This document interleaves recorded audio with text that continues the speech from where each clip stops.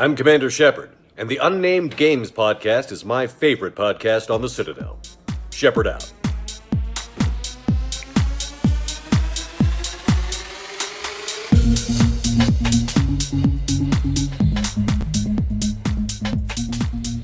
Hello, people of the internet. We are back, but for a somber occasion. A somber occasion. But we are back.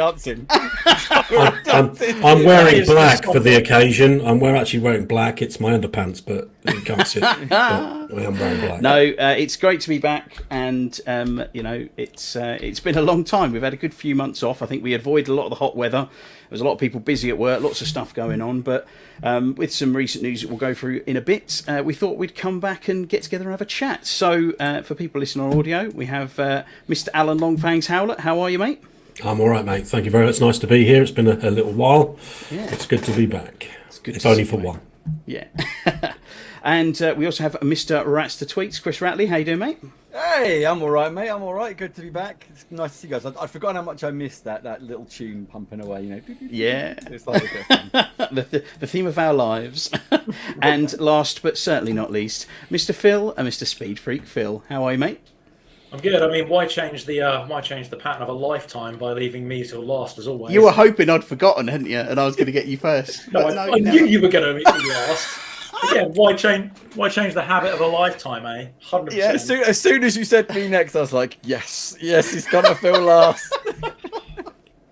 It's like racing, really. I mean, it's occupying the most important spaces. You're either first or you're last. Everything else in the middle is irrelevant.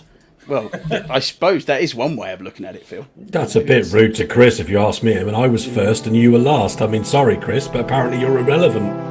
Oh, I'd like everybody just to take a moment, a little somber music there. I just wanted to take a moment to remember the passing of an old friend. Loved by some, mocked by many. Oh, Stadia, although your life was short and, to be honest, not all that bright, we will miss you and your ways. No, we won't. Rest in peace, Stadia. No, we won't. Yeah, that's it. Yeah. I just thought I'd do a little bit for that, you know, because today we're going to talk about the death of Stadia. I can't help feeling you didn't put as much effort into whoosh Star Trek, but still, the work is appreciated, Craig. That's all right. I think we can go back and fix this. We can give that Stadia controller a Viking burial in your bath, and then if we just upload that at the end. No, you don't want to do that, because Stadia is giving full refunds to all its customers. You can get a refund for that. Pay for it. I didn't pay for it, did I? I got it for free because I was a YouTube Premium member. That's when they were going, somebody please play me. Okay, let's burn it. Viking burial. Hold on. Craig. When weren't they going, somebody please play me? Right after launch, when they mugged a load of people for 50 quid for Assassin's Creed Origins. Yeah. Whatever they charged for at the time. Oh dear. We've got a comment straight away coming in from DJ Phoenix UK. Why has Phil got Christmas decorations in his ears? Honestly, just didn't charge my headphones. If I'm honest with you, I plugged them in, I switched them on, they just went, low battery. Guys, it's the first podcast we've done in 4 months. You can't expect Phil to be prepared for it. Yeah. We all just. He's got other things to do with his life. It's true. Like build his Lego that's behind him. No, he isn't doing that either. Go on, any more? I already lost anyway, my watches with the software for my webcam because it didn't want to work. I don't need this. Phil, can we take a moment? I would just like to congratulate you on actually having things in the background. Yeah, I mentioned this, yeah. It does look great. It actually looks like he doesn't live in a trailer park for once. Oh dear. Right, before this gets too much abuse handed over to Phil, let's move on to our first point. So I thought, as we have been away for so long, we would touch base with everybody, and I just wanted to ask you guys, what's been your top 2 watches and top 2 games since we last did a pod? So I thought it'd be nice to catch up with everyone. So I'll go with Chris first, please.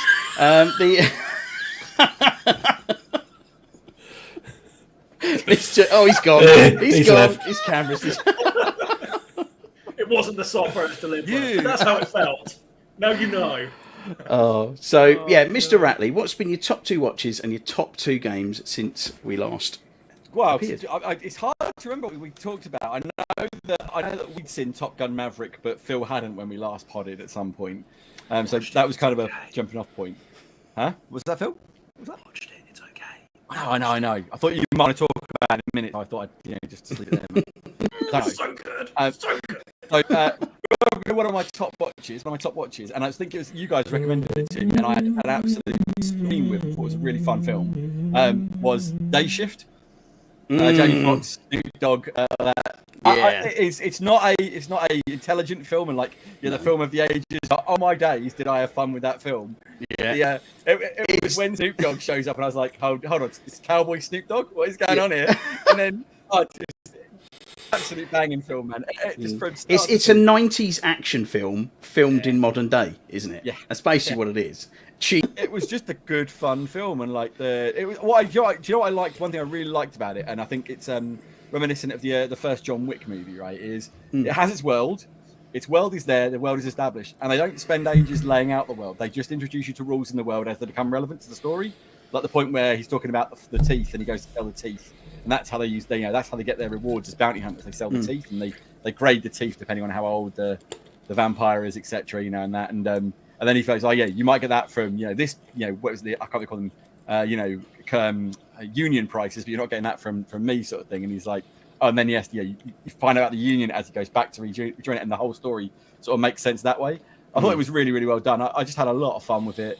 Great special effects, great action set pieces. Snoop Dogg is great in it. Jamie Foxx is always a good watch. He's a great actor. It was a lot of fun. But yeah, thoroughly enjoyed that, and would say to everyone, if you've got a spare hour and a half, I think it's only an hour and a half long. Yeah. And what streaming service is that on, Chris? That was on Netflix, good sir. Thank you. And it is in Dolby Vision 4K as well, so it looks very pretty. Thank God, I was concerned. Yeah, I know you, Alan. I know these things are the first thing you ask. I won't watch it if it's not in 4K HD Super Duper Deluxe. I'm not interested. Don't worry, it's available on 8-track. You like that premium quality, I know you do. Oh dear, I think we've lost Phil's audio possibly there a little bit. You there, Phil? Maybe, who knows? Oh, there you go. I lost you for a sec. You're back. Don't go towards the light, Phil. Anyway, I thought Phil was going to say something then, but never mind. I thought he was going to say so. Carry on, Chris. No, I thought about it. I was like, as you can see, the quality has greatly improved since we last did a podcast. And then I think my other watch, and I think it's probably going to be on some other people's lists. And whilst it makes my top watch list, it's not. I think it's a dip in quality for the show itself, but I still think it was a lot of fun. And that was season 7 of Cobra Kai. Oh yeah, it was season 7. when did that happen? Yeah. Jeez, about a week ago. Popped up about a week ago on Netflix. Wow. Yeah, I think I'm pretty sure it depends where you look on the web, because some people say it's season 7, some people say it's season 5, depending on how you look at it. Because I think Netflix class it as season 5 because the first 2 seasons were YouTube Red, weren't they, or whatever it was. But yeah, I thoroughly enjoyed it. I thought it was great, but I did think it was the weakest of the seasons so far. I felt it sort of stumbled a little bit in the middle, but like when it got going, and when you got the great stuff with Johnny back in, when Johnny was more prevalent in it, the show kind of found its sort of bounce again and it's fun again. And I really like that. Like some great sequences towards the end of it, which I won't spoil for anyone, but yeah, I thought it was solid. And there's some good humor in it, some great like action pieces, and it was a fun watch. But again, by Cobra Kai standards, I thought it was the weaker of the bunch, but I still thought it was. I'd still recommend it to anyone to watch and go, check that out. It's fantastic. And I've got things on my watch list which I haven't quite got around to yet. Like I've got to see Sandman. I've got to spend some time and watch Sandman because I know I'm going to love that. But it's one of those things that just finding the time at the minute when I've got a spare few minutes. I'm usually painting or playing a bit of gaming. So did you want me to go through gaming stuff? Go for it. I haven't got a huge amount to talk about there because basically I've been going back and back into the thing. I'm back in the division in a big way. So playing lots of that. Well, they dropped the new season. I think right at the end of when we were podcasting, they started the new content, and I really liked what they did with the first, like the new Manhunt sort of layout. The season was fantastic. We had a really good end to the season. We're now into the second season. They're continuing this, interesting new game build variations they're bringing in.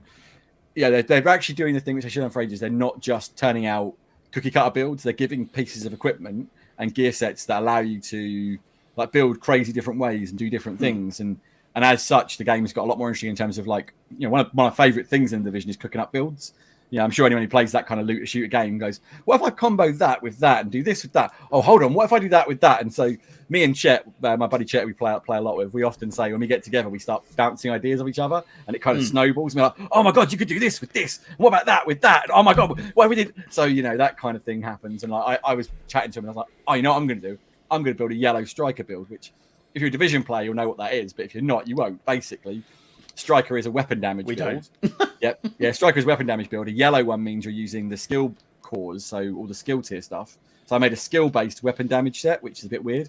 And it works really, really well. I was like, genius. But yeah, it'll make more sense if you were playing it. You know, certain guns you have to use it. But it was good. It's the fact that I can do this now, and we've got these crazy bonkers ideas, and we can do these things, and we've got these interesting gear sets and talents that give us this stuff. It's been super fun. And nice. Then the other thing which I've been playing quite a bit of is another oldie.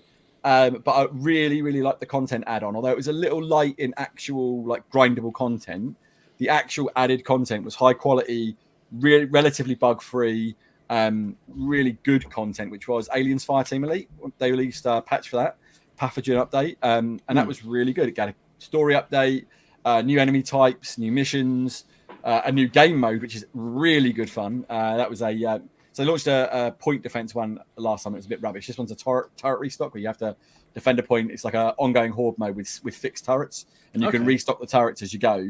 And the enemies go up to like 10 waves, and then you have to reset and start again. But obviously, when you hit wave 10 and you go to wave 11, if you decide to carry on, they get tougher.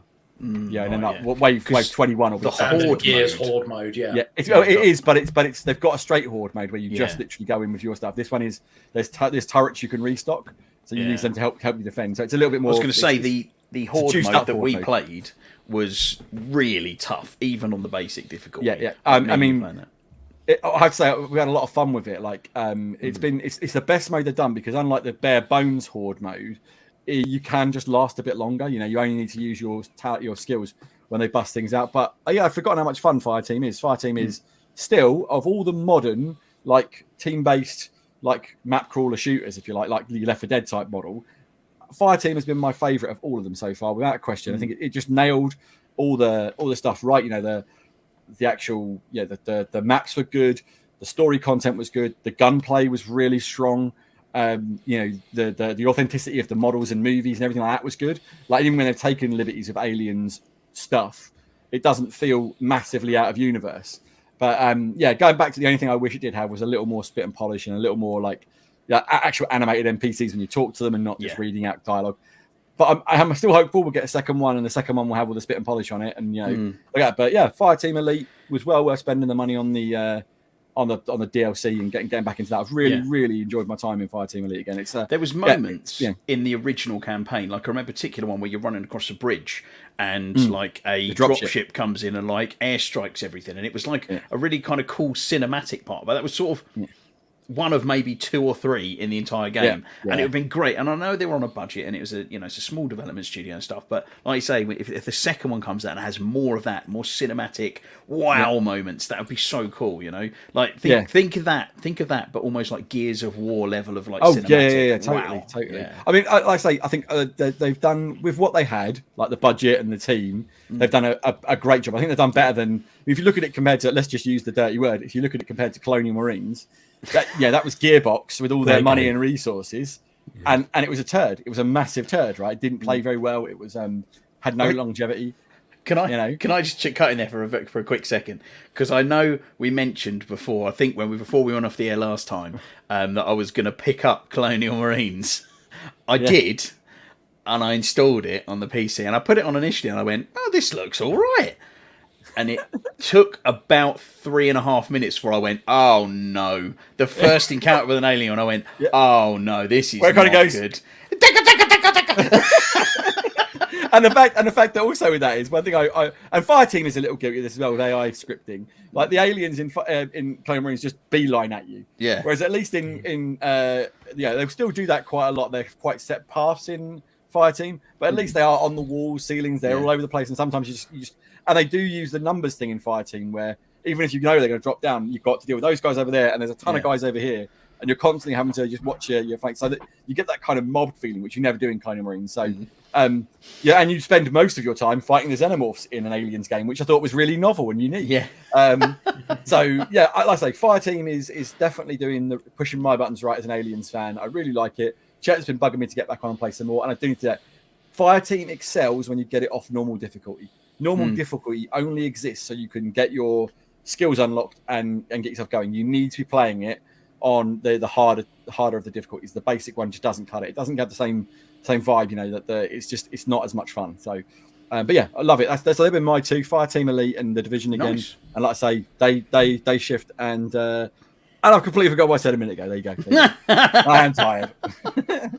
Nice. Thank you for sharing, mate. I appreciate it. Right. On to Mr. Allen next. Now, Right. Mr. Allen, I'm going to preface this that Alan has got some watches. He's not going so much on the game, but he has picked up a new hobby that we're going to touch into as well. Yeah, we'll touch into that in a second. Yeah. But yeah, I have played something. Yo, Ryan, how's it going, bruh? Ryan? Hello, Ryan. Yeah, I have played something, and that is Elden Ring. So I've picked up Elden Ring again, and I know we talked on here about me completing Dark Souls, and we can see a little present from my wrong way. You can just see at the back there, Elden Ring guy. There he is. Yeah, there he is in the back there. Yeah, and I've started playing that, and about 40 hours in. And again, I've always said this about From Software games. I think you have to really be in the right frame of mind to want to play them, because they can be quite stressful. Especially when you're dealing with That's an bosses. understatement. Yeah, but again, it's about perspective, right? Because if you're not, I mean, I can do the same boss, but the beautiful thing that Elden Ring has, which I didn't see the first time I put it on, and you were saying to me, Craig, was that Elden Ring, because it's an open world game, has that ability for you to just go away and do something else. And I've managed to open up massive swathes of the map. It's an absolutely gargantuan map as far as worlds are, with so much content, even underground content I've discovered and stuff like that. And I found bosses, and I'm like, yeah, nope, not going to happen. And gone away and done other stuff and come back and leveled up and had less of a problem. It does, there is a good side and a bad side to that, though, because in one way, you can end up going and seeing some bosses and you just spam them. It's just like bang, bang, bang, and they're dead instantly. So there's no challenge, and it's a wasted boss. But so sometimes I think the beauty of Lord of the Rings, of Lost Souls, was the fact Dark that Souls, yeah. Sorry, Dark Souls, yes, was that you had to get past some of the bosses to proceed through the game, and you have to. And there is still the main storyline. You still have to do that, but there's an awful lot of content. Apparently, I think I heard this week there's like 210 overall bosses in Elden Ring. Something ridiculous. Yeah, it's ridiculous, you know. Even what random ones that turn up. I met a knight on the road and had a massive battle with him and kicked his ass. So I think actually being able to go away and level up is kind of a good thing and a detrimental thing both at the same time, because there is that element that I remember from playing Dark Souls, the first one, and I never played the second two, where I knew I had to beat the boss and I had to learn its moves. It's like a dance, you know, you have to learn, is it going to go for a 3 combo attack, and then they do this and then they do that, and there's the second phase and the third phase, and you learn that and you get better and you slowly get closer, and then you might get close and then all of a sudden you have a load of crap turns and you don't do very well, and then and eventually you do it, and it's like the most amazing feeling. It's a feeling that very many games don't give you these days, when you finally beat that boss after playing for like hours and trying to do it and over and over and over again. But it's also the barrier to entry that a lot of people hate. The reason why a lot of people don't want to play it, because it's frustrating, and some people get really frustrated with that. But I'm playing Elden Ring, and I'm very much in the, I mean, you know, as a survivor of a double heart attack, I can't afford to get stressed out by shit. So I basically, I'm super chill about it. I'm just like, I can't beat the boss. Okay, I'll have another go. No, can't beat it. I'll go for a few times, maybe half a dozen. Right, okay, I'll go off and do something else. And I'm just so relaxed about it. And I've heard a lot of like commentators say, oh, I hate it when people don't use the horse, Torrent, I think his name is, or they don't run places. And I'm like, that's because I'm in no rush. I just go off and I wander and I kill a few soldiers, and oh look, there's another cave in here. I'll go and look in there, and I just explore it, and it's really chill. And I know there are bosses out there, and when I'm in the right mood, I go and I try those bosses and have a go, and it's really great. So I'm really enjoying it. I'm about 40 hours in. I anticipate at the rate I'm going, we're talking at least 160 to 200 hours by the time I'm done. I'm certainly not rushing it, but I am very much enjoying it. And I've opened up so much more of the map and I've got much better at it and really, really loving it. So, yeah, that's pretty much all I've been playing.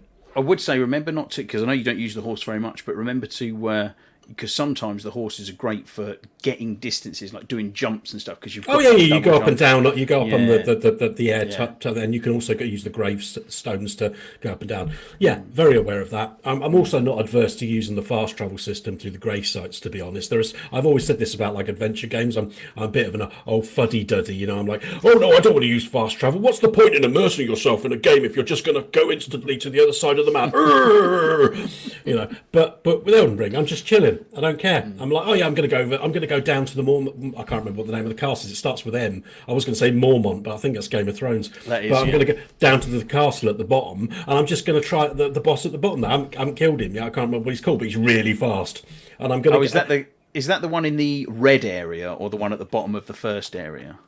The lion dude. No. Yeah, the lion dude, right at the bottom of the right. But you have to work your way. You have to get through the castle first, and then you get a grave site after the castle, and you can just drop off a bridge and go and fight him.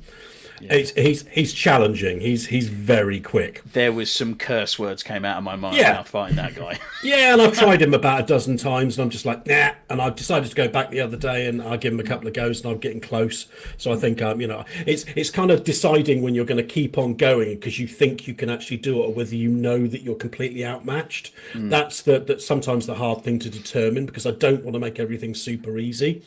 So super easy. Barely an inconvenience.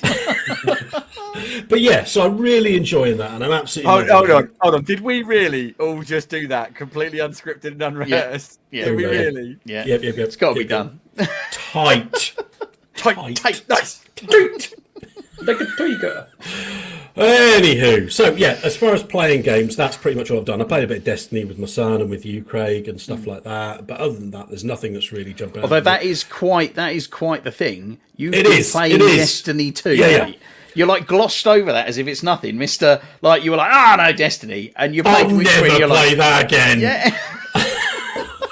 And you got well into Witch Queen. I think I actually did say that once, but then when it comes to my son, I'm just eternally grateful that as over a middle-aged man, that his son still wants to spend time playing computer games with him online. I'm forever grateful that he wants to spend time with me. Quite frankly, he's got his own life to live, and he makes that time every single week. Yeah, he's like my best bud, and if he wants to play Destiny, I'll damn well play Destiny. Yeah, but It's as simple as that. I think that says a lot about you. It's not everyone said can have that relationship. So I think that you just have to pat yourself on the back a little bit, bud. Yeah, thank you very much. But hence that's And why whenever he was- Craig, sorry, Phil. I was going to say, Andy could basically just turn and said, I think Destiny is an absolute turd, but because I get to play it with my son, it's okay. Yeah, That's almost how it comes across. He's like, I get to play it with my son. It doesn't matter. The fact of the matter is it's a bloody good game. Let's not beat around the bush. It's a good, fun game. Slick as balls, isn't it? I mean, the combat it's absolutely sublime. I mean, there's no question about it. It really, really is. But I do get a bit sick of grindy games, and I'm a little bit sick of like, the next great piece of loot, and that's why I step away. But the fact of the matter is, Craig asked me about 3 dozen times. I said no. Alex said, "Do you want to play Destiny?" I went, "Yeah, all right." So Makes you feel special, doesn't it, Craig? But no. But that's not the whole thing, because I immediately got on the to Craig and said, "Hey, buddy, I'm playing Destiny with Alex. Do you want to join?" So in your faces, first person I thought of. Yeah, they needed help with the hard content. You see, He loves to tell people how to play games. I'm pretty sure Craig was the only person playing it at the time as well. Probably. Anyway, so he that's. told me afterwards, Anyway, and he's like, yeah. I'm playing Destiny with Alan. So as usual, I've managed to warble on already, and I've only covered one game really. So let's talk about what I've been watching. So there's 2 things I'm going to talk about. First one is on Disney Plus, and that is Welcome to Wrexham. Now, I am not a football fan in any shape or form. I'm so bored by football in general. Although, like most things, it's Wrexham. Yeah. Wrexham. But if you haven't watched it, it's basically Rob McElhenney from Always Sunny in Philadelphia, and Ryan Reynolds from, apparently he's made a couple of films. They're good friends, and Rob McElhenney talked Ryan Reynolds into going with him to buying a Welsh football club in Wrexham, basically. And it's the oldest football ground in the whole of the UK or something. It's the oldest international stadium in Europe, yeah. That's it, yeah. So it's got a lot of history, but it's really down on its luck. And again, don't really understand the football. There's about 5 leagues, and like the bottom league is really where it's really, really sad, and everybody finds it really hard to get out of, and that's where Wrexham is. So they've bought this football club with no previous experience of running a football club, and their intention is to get it back, get at least up to the next league, and then see where it goes.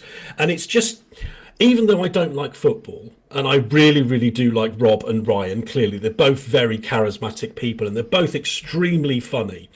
But at the same time, there is an underlying feeling of real commitment, not just from them as buying this club. And they keep on saying they're not buying the club just to be successful and to win the Premier League and make lots of money. They've bought the club because they want to help the town of Wrexham. And to the people of the town of Wrexham, this football club is so important. It's a really, really important thing as far as the local community and everything else. And that really rubs off in the filmmaking, and the passion that everybody is putting into it. And seeing that side of football, I mean, I don't really watch many sports. I enjoy Formula One and stuff like that. But other than that, I'm not really a sporty person. But it's just so enjoyable to watch. And I'm so rooting for Wrexham to have some wins, despite the fact I don't really care about football, purely because I'm invested in the people, not just Rob and Ryan, but like the people in the community of Wrexham. It's so important to these people, and they so want there to be success for their football club. And that is where Rob and Ryan have come in, and they're like, we feel the same way, and we have that same emotion, and we want to put ourselves into making this a success too. It's a riveting watch. It's hilariously funny on occasion, emotional a lot more, and I'm just thoroughly enjoying it as bloody good television and really good stuff to invest in. If you haven't watched it, I'd give it a watch, even if you're not into football like I am. Oh, 100% agree with you, and it really has.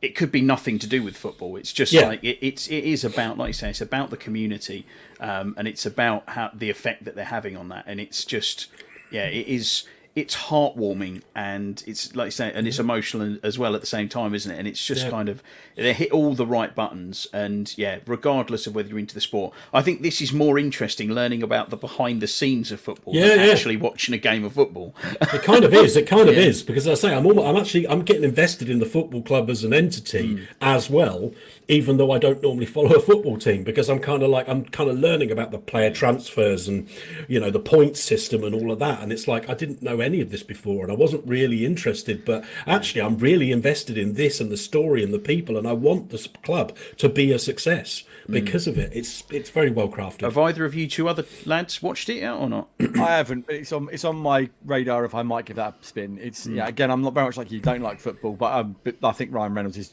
quite a genuine dude, and I think that they both seem very genuine. Yeah, I don't know the other guy well enough to be fair, but I know Ryan Reynolds. He does seem like a really he just seems like a guy who has got to do his dream job and enjoys it and is doing all the things he really loves, and he's like, I'm just gonna keep being nice because being nice is good, and I like that. It's got a lot of time for the man.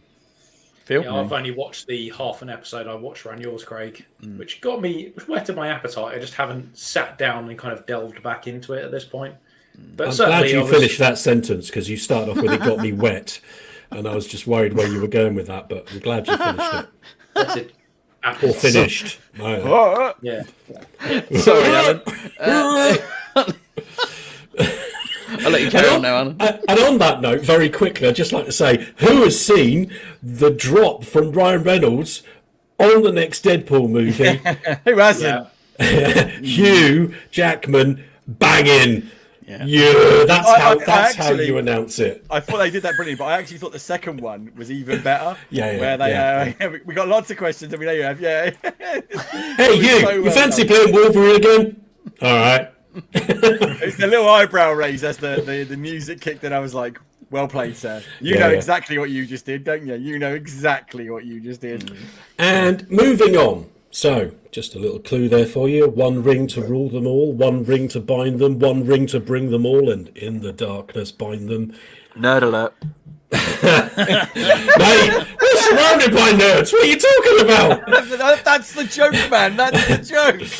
But anyway, there's been a lot of controversy over the Rings of Power on Prime, not to mention the lead up to it, where people were already going, Galadriel doesn't look right, or, and obviously from my tone of voice, you can see how much I relate to those people who are making those complaints. And the amount of money that Amazon spent on this series, $500 million. $500 million. Yeah, that's John Bezos. Was it Jeff Bezos? He's my boss, and I don't even know his name. Sadly. Not anymore. No, he's left. That's all right. Yeah. I assume it's just the budget he had left over from his penis rocket. So yeah, that's what it is. He obviously put a lot of money aside for that. and I'm not going to go on a rant, or at least I'm not going to try not to go on a rant. Okay, but I hate the online community these days. That they're not just content with not liking something. They don't want other people to like something, and they're actually offended and want everybody to know how offended they are that they don't like something and how wrong you are because you like it. For me personally, I think the Middle-earth IP has been underdeveloped a huge amount in the past. We've really only got one set of books that you can really work with. Let's not talk about The Hobbit, travesty. Let's take a children's book and try and turn it as an adult book with 3 big movies and totally change everything that's in it. But they made them 60 frames per second. Yeah, it's very good quality. For the visual aficionados. They were 48 frames per second. They weren't 60, they were 48, which was even weirder. They doubled the frame rate of 24 frames to 48. That's it, sorry, not 68. Bloody odd. Sorry, was I talking about something interesting? I think you broke in there with really boring technical stuff. It's genuinely quite interesting, but it is like one of these things you're like, why? Genuinely quite interesting. It just ended up costing them a lot more money to make the movies. Maybe they'd have been better if they'd spent some of that money on the movie. It was a choice. Moving back. So there really is that. I mean, there are loads of books in the sense that Tolkien only really wrote The Hobbit and The Lord of the Rings and The Silmarillion, and everything else was edited from content that he'd written that was incomplete by his son Christopher. A lot of that stuff has been bought from him, and I know that the estate for Tolkien is not willing to relinquish a lot of the stuff, and that is a reason why there are a lot of constraints on the Rings of Power, and they're very limited on what they can talk about within the Rings of Power because they're very constrained by the estate of Tolkien. I understand that. There's money, there's a lot of money being talked about here. However, if you'd said to me 20 years ago that we would have an animated comedy Star Trek series, I would have laughed in your face and said, there's no way they're ever going to let that happen. That's ridiculous. Yeah, Below Decks, absolute success, absolutely genius. That's probably about right, Ryan. I'm talking. He never listens. But I thought my glasses hit my glazed over look. Sorry. But the fact of the matter is that I am hungry for more content. As I've said previously, and as we already know, I'm a massive Lord of the Rings fan. Yeah, and therefore more content in that universe is welcome. And the main beef I have with the people who are complaining is the fact that not everything that is in the Star Wars universe has to be made by George Lucas. Not everything in the Star Trek universe has to be made by Gene Roddenberry. And in that sense, not everything that's in the Lord of the Rings universe has to be written by Tolkien. There is more than enough lore, more than enough background, and more than enough characters for there to be different interpretations, different viewpoints, and different ways of looking at the worlds and the characters to make interesting and very enjoyable stories. And that's the way I look at Lord of the Rings. Sure, maybe some of the stuff in there isn't canon, which is a word I freaking hate. Canon. Yeah, because you're so much up your own. I not canon. Nobody cares. If it's good, that's all I'm interested in. That's all I care about. And the Rings of Power has been up and down, in all honesty. It's not perfect. It's not a perfect piece of television. Visually, it is stunning. And you can definitely see where the $500 million went. No doubt. The actors are superb. And I know people are giving Galadriel a load of diss because she doesn't look like Kate Blanchett from the movies, and that she's How suddenly dare she's now, she? yeah, I know. And now suddenly she's wearing a The suit of cheek of armor. her And to she's, look like a different human. I mean, I know. And the fact is, she's wearing a suit of armor and she's fighting. Oh, you mean she's an eternal, immortal elf and she's not going to change in 2,000 years? Well, yeah, of course. That makes sense. So, but people have got lots of complaints, not the least of which is the very racist approach that there aren't any black elves or black Harfoots, which is disgusting. Anybody that brings that up is clearly a racist. Really? Yeah, very. oh mate, there was an online campaign when it started about like how there are black elves, female dwarves, and something else. The complaint with female dwarves, they look like women, and apparently that went against the line in the Two Towers where Gimli's explaining that the dwarfs look like you can't tell them apart. So people got the arse about that, and then there was black elves. They weren't any in the Lord of the Rings, so why are they? And it's like, come on, man. Just for a second, pretend you're not racist. For a second. And that's the thing. And they backbone this argument by saying that's not how Tolkien described it, and that forgetting the main point here. It's fantasy.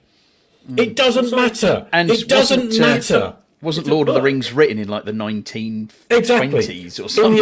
In the original book, there are barely no female characters because they lived in an era where women were second-class citizens and they were still trying to get, or maybe had just got the vote. Yeah, so they were literally stay at home, do the washing, raise the kids. We live in a different society now. And that means some pieces of art or works of art, like The Lord of the Rings, need to have a different interpretation. And I tell you what, if having a black halfling being played by Lenny Henry is the way forward for me, because he is superb. I love Lenny Henry, and in Rings of Power, he is nothing short of awesome. And he's not in it nearly enough. Not nearly enough. But like I said, it doesn't mean it's perfect. I'm not like saying it's absolutely immensely perfect, because it's not. There are some episodes which have been good, some episodes which have been down. The last episode was really good, and if anything, shows the creation of Mordor. We're fairly sure. It's not been confirmed yet. But this is really cool. Some really good storylines. So how's the flow? Because I've watched the first episode, and then just for context, the reason I haven't watched more is because Ryan decided he wanted to start watching Lord of the Rings. So I was like, right, okay, we're going to watch all the films, extended editions, of course. Then obviously watch Hobbit as well, and then we'll go on to the Lord of the Ring. The Rings of Power. So does it flow well as a story, or is it like, because you're saying there's some good episodes, some bad episodes? Is it that the bad episodes are just boring, like because there's not a lot going on, or are they just badly written? I think the issue here, and it's difficult because in the beginning few episodes, it was clear that there were about 3 or 4 different storylines. So we've got the Harfoots, we've got Galadriel, and then we've got Bronwyn and Arondir, and these are all separate stories that are moving forward. And things happen. But I can see that this is obviously a story-driven series where those 3 storylines are going to converge as we come. And I think it's about...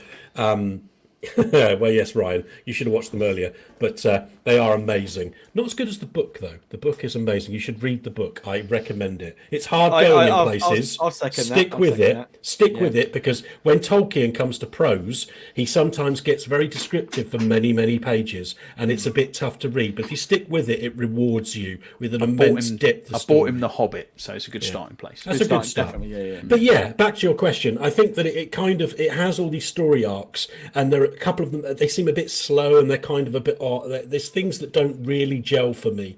The story with Galadriel at the beginning, it was kind of, she decided to not go back to, I'm not going to spoil too much, and then makes a decision to come back, but she just so happens to meet some people on a raft that are being attacked by a sea creature, and one of those just so happens to be the forgotten king of the Southlands, and it's all a bit too like, oh, really? It's a bit, it's like, what happened if the whale had... Yeah, exactly. What happened if the whale had killed everybody on this? So some of the writing is a little bit... But I'm no writer. And, I'm just saying what I enjoyed and what I didn't. So I'm not going to say I could do any better. But then the last episode, as I said, focused on one story arc, and people say, oh, it only focused on one set of characters, but the reality is that 2 sets of the characters, Galadriel and Halbrand, and Bronwyn and Arondir, the elf and the female from the Southlands, their stories actually merged. and then their story was this massive battle that took place over an hour and 10 minutes of an episode. So it felt more cohesive and it felt more centered in one story. But I was also disappointed that we didn't get to see Nori and the other Harfoots in that episode, because I love the characters. They're the little pre-halflings, if you know what I mean. They're not quite halflings, but they're kind of the precursors to halflings 2,000 years before. And again, they're fantastic characters, and I was disappointed I didn't see them, so I'm hoping they'll be back in the next episode. So I think it's going to culminate, but for me, I think the main takeaway from Rings of Power is the fact that I'm just enjoying more content from Middle-earth. I hope that it's a success and that they continue. I think they're already filming series 2, to be honest, and that this opens the floodgates for more content that doesn't necessarily have to be written by Tolkien, because I love the world and I love the lore. And I have to say, the guy that plays Elrond, who also played young Eddard Stark in the Game of Thrones, he's a funny looking guy. I can't remember his name. I did have it up here, but anyway, apologies to the actor. He's fantastic, but he's totally overshadowed by the guy that plays Durin the dwarf.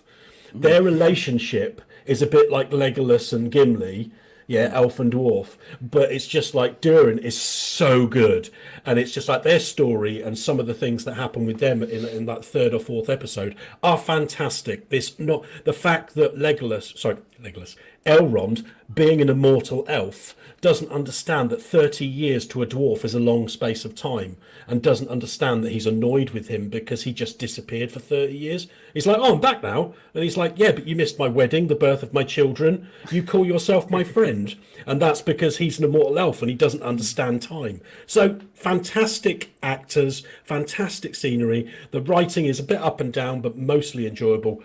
I love it, if I'm honest. If you could score it out of 10, how would you score it? 8. That was going to be my exact question. Yeah. If it helps, I would have. Go on.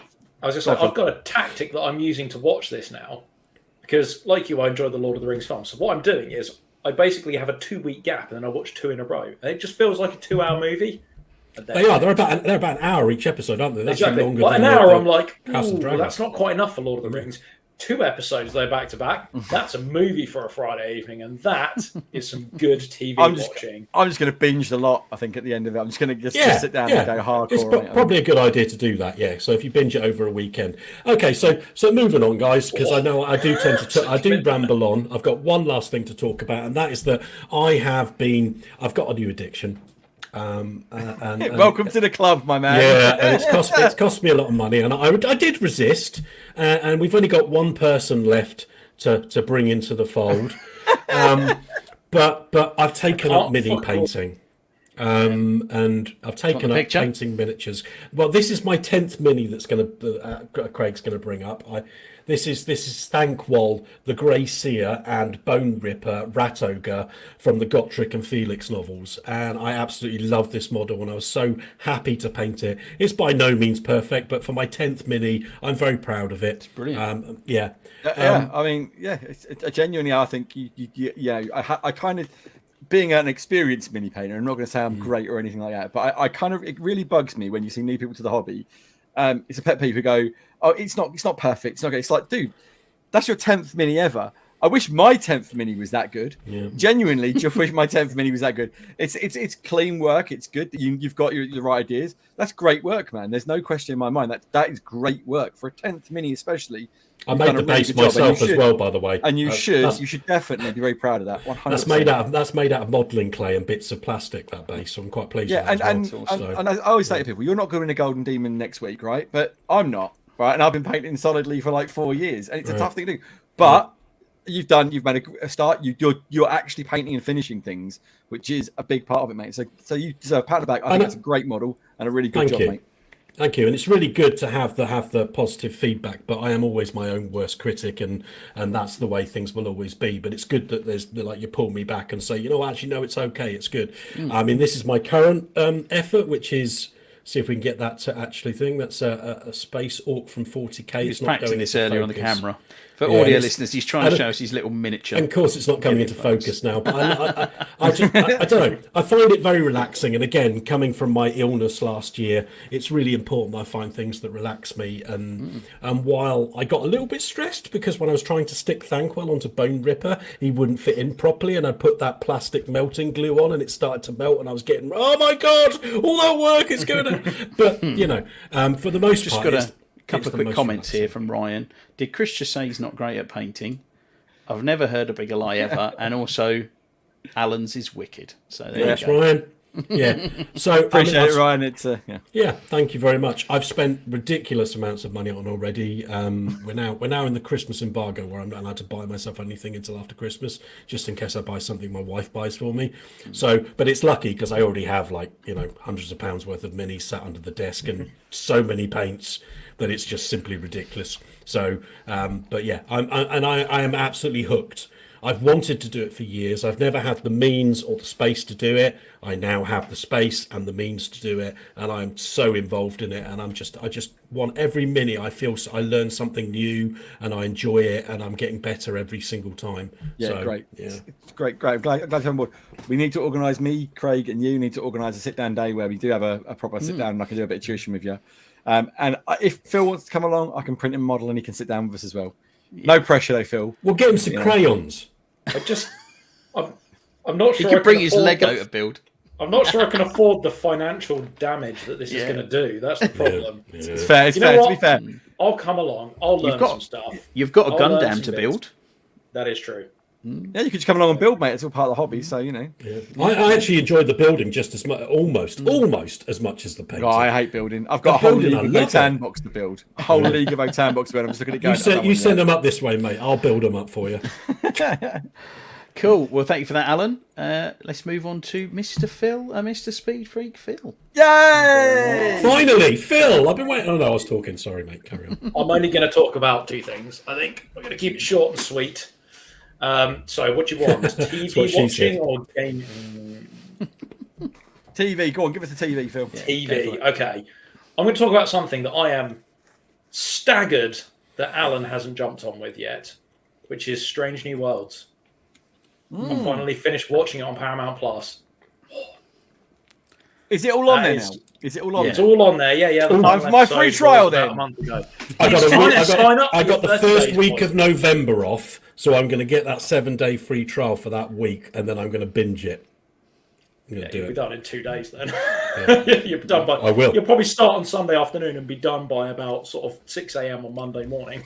Yeah. No, Good, I Phil. can genuinely say. Definitely keep this spoiler free because I'm so excited to actually sit down and watch this show. Okay. I know it's good. I've read I the talk feedback. about it? I Right. know it's good. You know what? We'll keep it really short and sweet then, so I don't really think.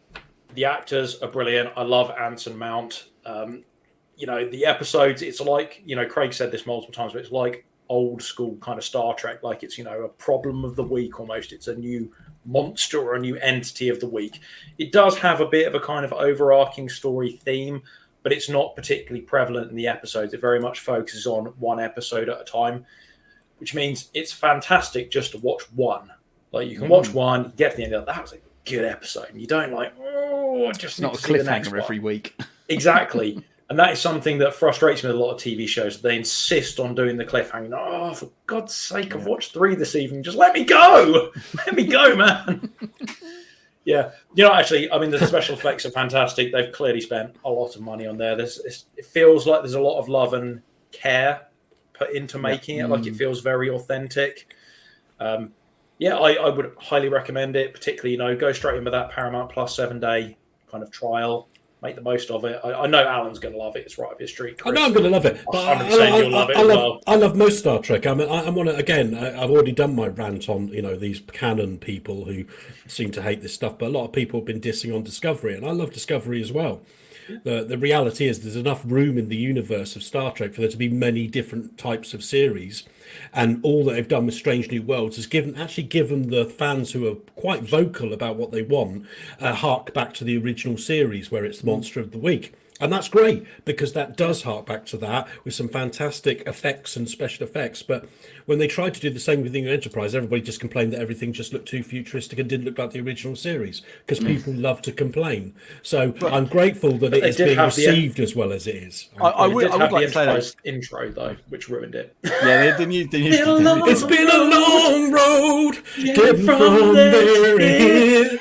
It's been a long time. No. It is terrible. It is terrible. But I was going to say, Alan, you say there is plenty of room for all this Star Trek to exist. There is. I'd like to just caveat that with there is not enough room to have the drivel that was Picard season 2 to exist. Do you know what? In honesty, I've never even finished it because I got to like episode 6 and I was like, "Oh my god, this is so bad." I was talking to someone about this the other day, right? And I love like the beginning of it. We all agree the beginning of it's it's great. It's great. And there's this really some really great moments right at the end between Q and Picard, which are like really great. But unfortunately, they're surrounded by episodes worth of crap.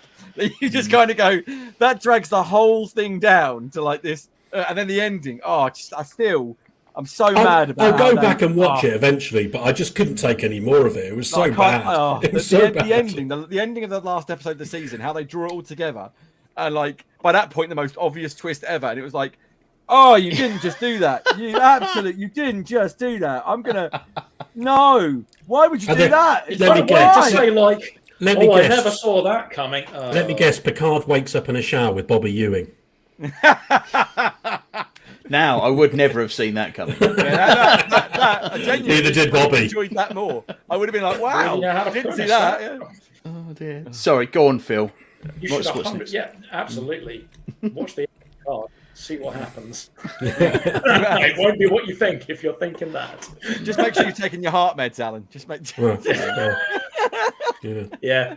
So, I mean, in fairness, actually, with Discovery, with Paramount Plus, that did meant I actually got to watch the end of watch season 4 of Discovery as well. So I quite enjoyed watching that, actually. That had a nice kind of ring to it. Did you watch Halo? So I watched Halo via other means when it came out, and I am now watching through it again, and I can say for the second time round, it's not getting any better.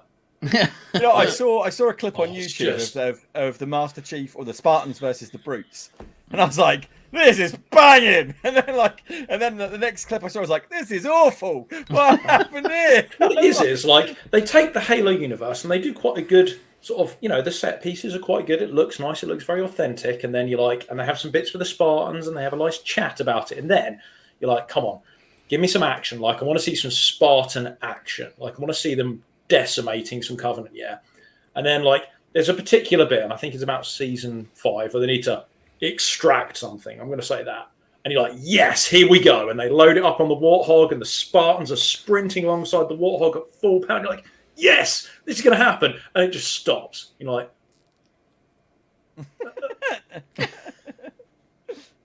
What just happened? I'm like, where's my epic action? Where's Chief? Ran out of money. It's like you're running along and somebody punched you in the nuts. You just hit the floor like a sack of spuds. We all watched Forward Unto Dawn. Yeah, you watched Forward Unto Dawn when it dropped, right? That sounds to me like, can you imagine the end of Forward Unto Dawn where he's like, oh, it's a hunter, and you're like, oh my god, you see it coming through the bushes, and he's like, run, and then the next thing you see is the Chief Sharp going, yeah, I stuck a grenade in its chest and it died. Yeah. I was like, It's all done, mate. Yeah, it's all done, mate. You're like, hold on, I want to see the hunter, and the Chief find the hunter. What happened? Because the whole of Forward Unto Dawn, I enjoyed Forward Unto Dawn, and it does get significantly better as soon as the Chief shows up, and that awesome arrival where you think, oh my god, the elite's going to have him, and he's just like, nope. And then it's just him being a badass from then on out, right?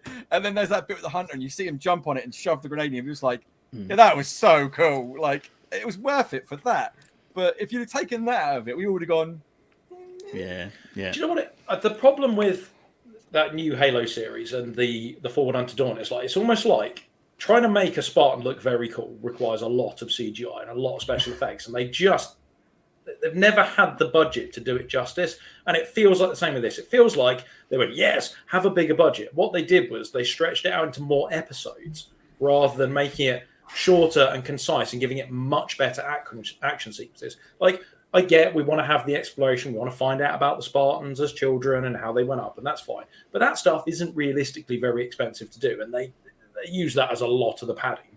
But I don't know whether they spent the money in the wrong places, or every time you think, oh yes, something cool's going to happen, you're like, yes, and it just stops. And you're like, Apparently, oh, though, you've run out of apparently money again. It's changed showrunner for season 2, hasn't it? It's changed the Yeah. showrunner, so it's someone different doing it because there's been a bit of backlash about certain plot points, which I've read and I'm not going into because I just read and went. I'm That's going insane. to say the phrase that I came hate up when it was coming week to week was the Master Cheeks episode. Yeah, I was just like, yeah. It's one of Master those things. I just yeah, I read it on a Reddit spoiler post because the guy hadn't put a spoiler tag on. I was like, that couldn't have happened. I was like, that couldn't have happened. And then like I read the comments, I was like, oh, that did happen. Oh, well, my interest in seeing Halo has just evaporated on the spot. You know, it's like what they did was they took it and then they went, oh, we need to make it so it appeals to everybody. We need to not just make it about, it's not a TV show about a game. We need to make it about, we need to make it deeper and more and about personal discovery. But they kind of forgot all of the great bits about the game, and that's the point. That's the main point. And that's why it doesn't work. Like, there's nothing wrong with developing the characters and the background more, but the whole IP of Halo is based on the Master Chief kicking Covenant arse. Yeah. That's the whole basis. He is of the a whole one-man IP. army. So if you don't include that as part of the series and give people that payoff, then of course everybody's going to be disappointed. I haven't even seen it, but I don't want to watch it if you don't have the Master Chief running around shooting grunts. That's the whole point. I don't want it every episode, but now and again would be nice. It's that thing they went chasing a bigger audience and managed to alienate their existing audience, which is an incredible achievement in television. Yeah, I couldn't recommend it to anybody. I wouldn't wish it upon you, I'll be honest with you. But at the same time, you know what? You're going to sub up for your 7 days free Paramount Plus. Alan's going to have a week off. You should watch it and experience. Yeah, if it's free, I'm going to watch it, but I'm paying money to watch it. That's it. Yeah, it's I've free. got Strange New Worlds and Discovery Season 4 to watch, so we'll see if I get around to it. Yeah. So, Phil, we've hijacked this as usual. That's fine.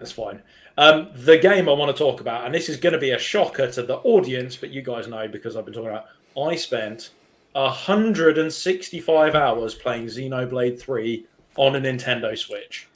Dum. Find out next week to see if it was true. Where's my heart meds? Well, my heart's palpitating. Like, So I'm going to separate this into two segments. There's the game, and then there's the Switch. Okay, because one thing is brilliant, and one thing adds no value to it whatsoever. If you can't guess, the game was brilliant. I loved that game. The story was fantastic. Like, I thought it was going to be, when I saw that it was 150 hours, I thought, oh, here we go. It's going to be like really long and drawn out. I'm going to have to grind out some bits in the middle to get there. And you know what? It just felt, the pace was great. Like, there was lots of little story tidbits and lots of little interactions between the characters, and you really started to build up this kind of emotional attachment to them. And the end proper kicked me in the balls. I'm going to say that. I was like oh, I'm going to have to look away now. Not the ending I wanted, but it was a good ending nonetheless. Really good. And the whole way through, like, you know, I kept going back, and I'm not going to lie, I grinded the crap out of that as well. Like, the gameplay loop, the little, you know, they kind of, the way it starts is that you start off with your 5 base characters, 6 base characters, and their 6 base classes, and you can't really change. And then all of a sudden it's like, oh, you can borrow the other person's class for their partner. And you're like, okay, that's kind of cool. So you got 2. And then they're like, yeah, now you can have everybody's. You're like, okay, that's not bad. That's 6. And like, oh, there's actually 20 classes. But you can't level the classes up without using them in combat. And you have to sort of unlock them and then level them up. And then once you've unlocked it, you can then transfer the skills to other classes. So you can kind of sort of hybrid your build. So you pick your main class with the skills you want, and then you can cherry pick skills off of the other classes. It's a bit more complicated because they have, like, one is time-based attacks and one is like hit-based attacks. So you can't mix the two. And unless you played it, I'm not going to bore you with that because it's just I'm thoroughly confused now. Game dynamics. Is it turn-based combat or is it? No, it's live combat, but it's similar to the, like, Final Fantasy 14. Though I like it. So you select an enemy and you start auto attacking that enemy. You'll do an auto attack every, say, 10 seconds, for example, and then you'll have button press abilities that have a timer on them. So, like, you'll hit it and then it'll have a cooldown, for example. And the idea behind the game is to hit your button attack after an auto attack hits, and it will then chain it to do more damage. And you can then chain multiple abilities into each other, and what it does is it will shorten down the attack time. And then there are various abilities you can use to buff to do more damage, so you can auto attack and then chain it to do more damage for a specific type. Okay. And then So you can Xeno switch between your played Guitar characters. Hero. And sure. Maybe It's a rhythm game. it is. It's a bit. I suppose it is a bit of a rhythm game. It's a rhythm game, timing game. Yeah, A sure. light bulb just came on in Phil's head. Then he's like, "It is a rhythm game." It's a rhythm game. Yes, let's go with that. But yeah, essentially the idea is to chain your attacks into it, and you can shorten the cooldowns on each of the attacks, and you can shorten it will cancel the animations, so you can attack more regularly. And other than that, then you can just move and avoid the attacks, and then you'll have like a tank class that you need to use to draw the aggro. You'll have your DPS that stands around the back and stabs them in the back, and then you have your healers. The only thing I would say is the mechanics of that stuff is quite simplistic, so it doesn't. Like the AI doesn't spread out. Like, for example, what happened is your tank will draw the aggro, and then the healer will go, "Oh my god, the tank's being hit." And they'll run over to the tank, and then they'll stand there and take a battering at the same time as the tank. Oh, for God's sake. And then the healer will go down, and the other healer will go, "Oh, I need to go over there and help them." So then both healers are stood next to the tank. And then the tank will go down. Can you just reiterate? Hello, Kimmy. Hey, it's Kim. Were you saying this was a good game? Because you sound like you're really down on it. This is my one. This is my one little gripe. The AI is a little simplistic, but everything else, like the way the classes level up, the way you can swap the skills across to build your ideal class, and then each of the characters you can set what specific class you're going to be a tank, you're going to be a healer, and then you can manage the battle by like swapping into that one and moving them out of the way. Right, you stand here and you can heal from here, and then I'm going to go back to you. So there's a little bit of kind of battle management within it.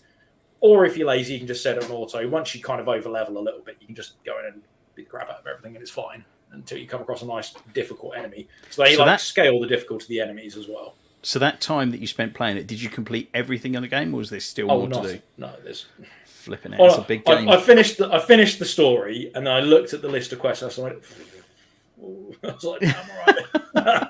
So I can't play this anymore. But it was a great story.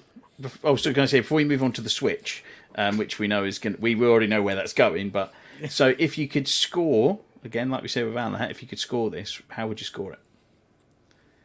I think for the game itself, it's definitely like a 9 out of 10 for me. Cool. Like, I loved the gameplay, I loved the mechanics, I loved the leveling. I really enjoyed the story and the character interactions. There were so many things to love about that game, and I've said this many times. Aside from my love of the console, like I do think Nintendo's game studios are some of the best game studios out there. Like they really know how to produce a good game, and it has a good gameplay loop, and it draws you in. So what platforms is the game available on, Phil? Just Switch. So is it leads me to my Nintendo? gripe. Is it first party Nintendo? Is it? I Or is believe it it is a third first party party exclusive? No, I think it's a first party Nintendo studio, or maybe it's published by Nintendo. Either way, it's exclusively on the Switch. All the Xenoblade games have been exclusive on the Switch, which is why this is the first time I've ever been able to play one, because our good friend Lee was happy enough to lend me his while he wasn't using it. So what first made you decide to break every single principle you have about the Switch? Desperation and wanting to play Xenoblade. I kept looking at the first one came out, and I was like, "Oh, that game looks wicked. Oh, I really want to play it." It's on the Nintendo. I was like, "Oh, it's all right. It's fine. I'll just forget about it. There's other games." Go on then, Phil. Give us your review of the Switch. Go on.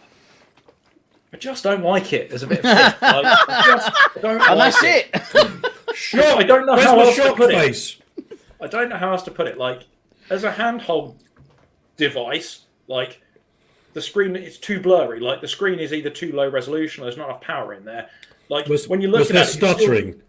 there's stuttering. It's was it still not in physically 40K? blurry, and the Joy-Cons. I can see why there's so many problems with the Joy-Cons. Like they feel really flimsy. Like I literally used it about 2, maybe 3 times in the handheld mode. I was like, oh, I can't do this. I might break Lee's Joy-Cons and I'll have to buy new ones.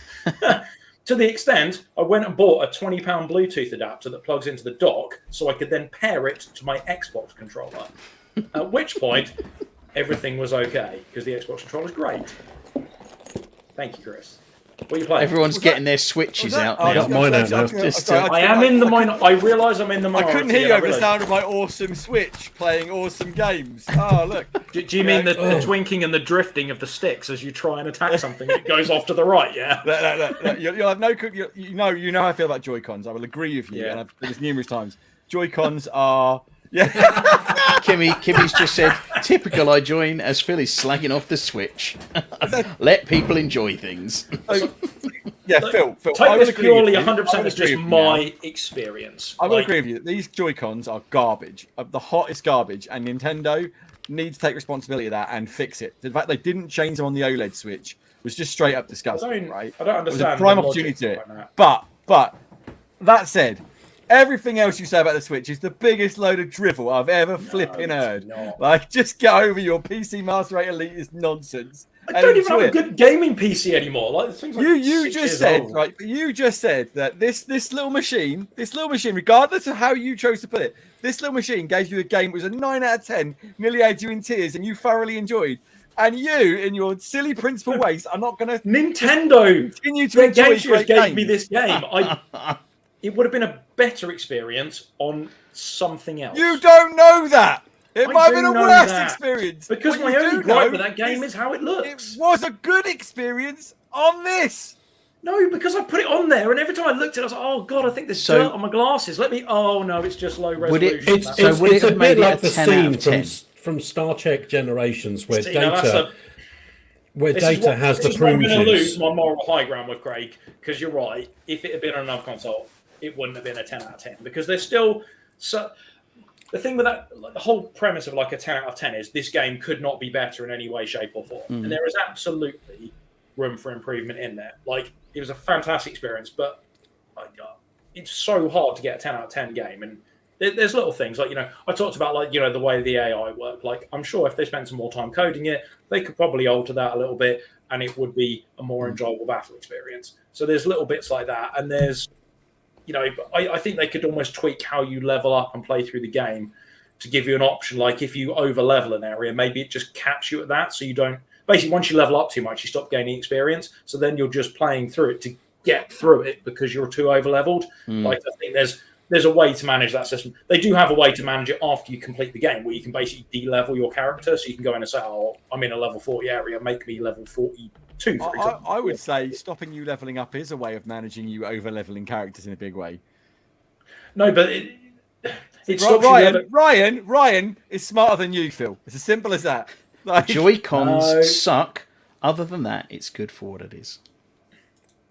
There you go. My gripe with the thing, like I say about the screen resolution, my issue with that is I think, is the screen too big, and that's why you can see it's not high enough resolution. Should the screen have been smaller? Does it need to be a little bit more powerful for a pixel match on that screen? That's my argument. But my problem is I look at it from a graphics perspective, because I mainly play on a gaming PC or an Xbox Series X. So please don't misunderstand. I understand the Switch, for what it is, probably is a good bit of kit. It suits the needs of No. Let's not gloss over that. What did he just say? But We have that evidence. The Switch, as it is a good console. No, From the words, from the some mouth people. of Phil. for certain people, I still think, the OLED Switch, what a fucking waste that was. They could have done so much more with it. They chose not to. They Language, took the Timothy. cheapest option. Like you said, they didn't switch to Joy-Cons. Ryan 1, Phil 0. Unbelievable. wow. But look, I think The point is, I'm never going to buy a Switch because it's not going to I be totally respect Phil for sticking by his principles, even when he's completely wrong. Yeah, but one day they're even when going to he's bring just out. admitted, he just admitted he's wrong. That's the best thing Yeah. about I didn't admit I was wrong, because I still don't think it's a good bit of kit. It doesn't. And you're right. It probably just doesn't suit my needs. Maybe that's what it is. I think that Nintendo cheaped out in some significant areas because they were just looking to make as much money as possible. And it's the same thing. Like, so for example, Microsoft don't make money on the Xbox. They just produced the best box they could for that. Nintendo didn't. They produced something that would make them as much money as possible.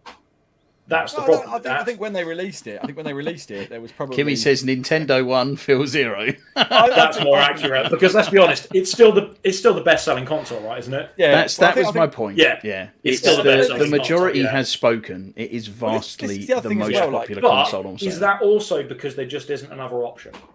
No, Because not I at all. understand No. the value in a mobile console. I understand the value in a mobile console, because there isn't, we haven't seen anything since the PSP other than the Switch, have we? I think the PSP Steam was Deck. the last. I think that might be a thing. Yeah, but the Steam Deck's what, a year old now? Not even a year Yeah. old? Yeah, how long's the Switch been out? What, 5 years? Yeah, but what That's what I mean. traction Before in that was year? Nintendo What, had okay, dominance of the mobile gaming market, because Yeah. mobile phones are only really. You're starting to see AAA games on mobiles now, but they're not really Yeah, but there, Phil, are they? Phil, before we get too much into the great debate, and we need to get on and do other stuff as well. I But know, yeah, sorry. but before we do this, just look at this. Within a year, how many Nintendo Switches had Nintendo sold? No idea. I don't know that number, but I'll bet you, I'll put money on it. It's a gonna be lot higher more than than Valve PlayStation has sold of Xbox. Steam Decks, right? Because the reality of it is, we had this discussion about Steam Deck. The battery on it is shockingly bad. Nintendo have that thing. So what Nintendo did, as much as you're going to hate to admit this, is Nintendo built a portable games machine, and it was designed to be portable. The battery life was designed to be good. It was good as it could be, yeah, and that kind of stuff. And that's why it has the low resolution. That's what because it isn't designed to save money. It's designed to give a better experience as a mobile platform. Because nothing is worse than having a mobile platform you can play for 20 minutes when you're on the move. Look at gaming laptops. My gaming laptop is an hour of battery at best if it's not plugged in, and it runs like crap if it's not plugged in, right? And that's not just my gaming laptop, that's any gaming laptop, right? So they're supposed to be mobile gaming platforms, and they aren't. You know, the Steam Deck's have the same problem. The Switch was built to be that thing, and it is brilliant at what it does, and you need to sort it out and get over it. Let's be honest, the screen should have been smaller and it would have fixed the resolution issue then. The problem is, like, in the handheld, it's still blurry. You plug in the dock, so the dock literally doubles the power output. Yeah, it goes from whatever is like 0.6 to 1.2 teraflop processing, yeah? But then it's still too low resolution to play on a TV. It's still blurry even on the TV with the extra on there. It doesn't work very well in either. Let's move on. We should move on because we're going to just circle around, and I get it. Yeah. Like, it doesn't suit me, and if you keep going on about it, you'll start getting like online hate because I think you're in the vast minority. Yeah, it'll be me going. And then at some point, you boys are going to release my home address so people can come egg my house. Yeah. Can you get the Nintendo Switch in black? Just saying. Yeah, I guess so. Right. I didn't get that. Sorry. You can't get black Joy-Cons, can you? They don't do black Joy-Cons. That's what it is. Yeah, so that's racist. That is. Oh man, come on. Wow. Right. Can I have my turn now? No, we've got to move on. Okay, moving on. We've run out of time, Craig. Yeah, sorry, mate. By talking about the Switch. We kind of have. Yeah, we are because we actually probably have, but no, I'm going to go. Craig. Yeah, I'll go through a little bit interested. of what I've been doing. So, okay. So I'm going to start on the stuff that I've played. So talking about my kind of, I'd say my top picks of the stuff I've been doing since we last met. So this is one I had played before, but in the past few weeks it's had its 1.0 release, and that's Grounded. Need to play that. Mate, it is the Microsoft first party survival kind of sci-fi game. So the whole premise, if you don't know about it, is you play as these little kids who've been shrunk down and dropped in a back garden, and you have to build yourself a base and survive against all the ants, killer soldier ants, ladybirds, massive, horrendously scary spiders that are like 20 foot high in comparison to you. You know, or blurry blobs if you select the spider-free mode. Or that, yes, yeah, there is that option as well. But it's by Obsidian Studios, so obviously they are kind of renowned for doing very much RPG games, aren't they? You know, like Fallout New Vegas and the Pillars of Eternity stuff. So what's really grabbed me about this game is because I'm not the biggest survival fan. Nowhere near like what Alan is. You know, he loves his Ark and gets absolutely absorbed into it. But what this has got the edge for me personally in is that they've actually brought in. There's more of a narrative to it. So it's arguably probably a smaller game than what Ark is. You know, I'd imagine the map is probably quite a bit bigger in Ark. There's probably a lot more complexity to it. But equally, that then means that the menus can be a little bit hard to get your head round. I know you'll confess to this, Alan. Initially, it's a bit whoa, but once you get your head round it, it's okay. Every time I go into Ark, I'm like, how do I get the menu up again? Yeah. Oh, B? That doesn't make any sense. Yeah. So what they've done with this, they've really simplified it, but it doesn't mean it doesn't have the depth. So it is still it's got a lot of complexity to the building mechanics to it. But when I say about the story, you've effectively, without doing sort of too many spoilers, if you like, once you get past the first area and get to the oak tree, you find a secret underground lab, and that's where you meet a little robot who gives you quests to go out and find other labs that are dotted around the garden, and they're all in various different places, and you need to level yourself up to a particular way so you can get through certain hurdles and obstacles. The first one being a hedge that you've got to go up one side of the hedge and fight your way through all the twigs on zip lines, fighting hordes of spiders. And you can do this 4-player co-op.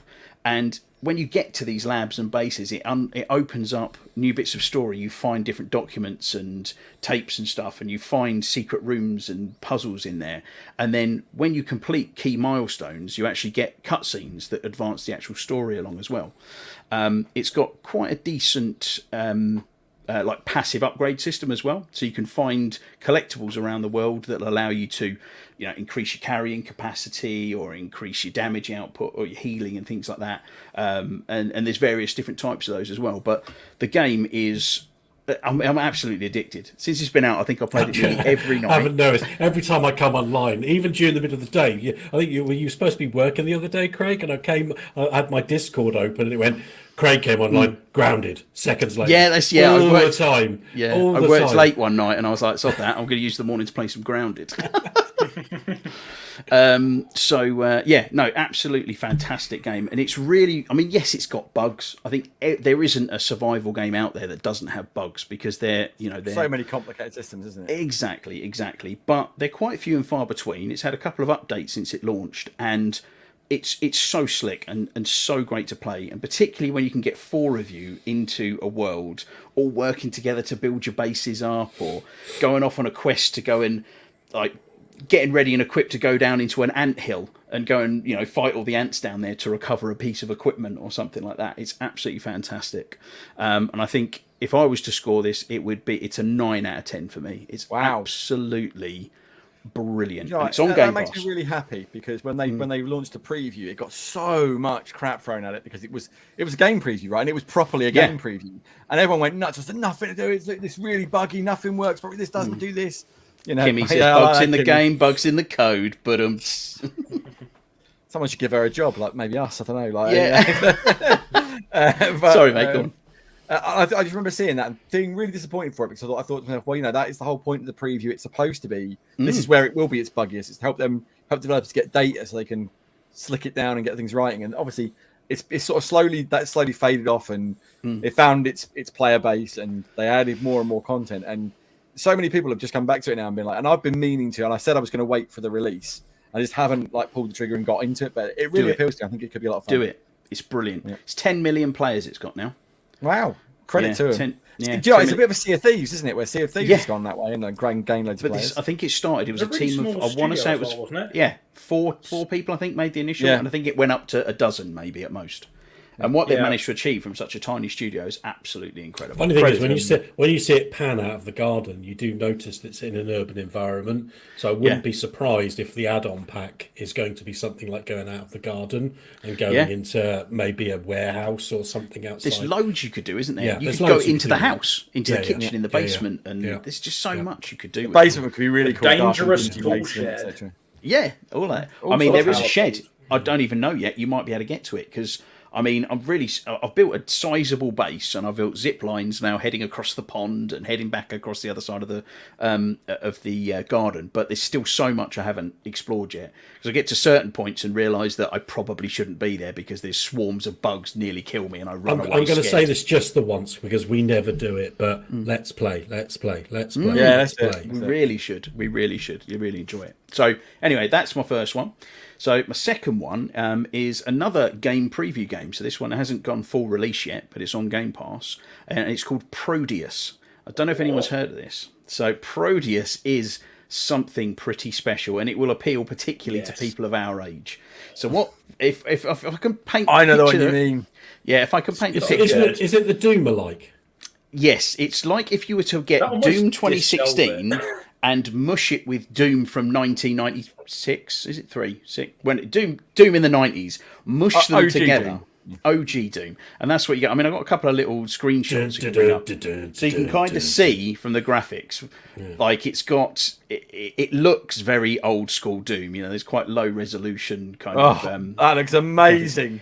There is actually you can actually change like the look of it. I noticed it's got some settings in the options, so you can change like the native resolution. You can change from sprites to models as well. So it does give you a little bit of. You can tweak your Doom-like experience with it. Does it have 40k, Phil?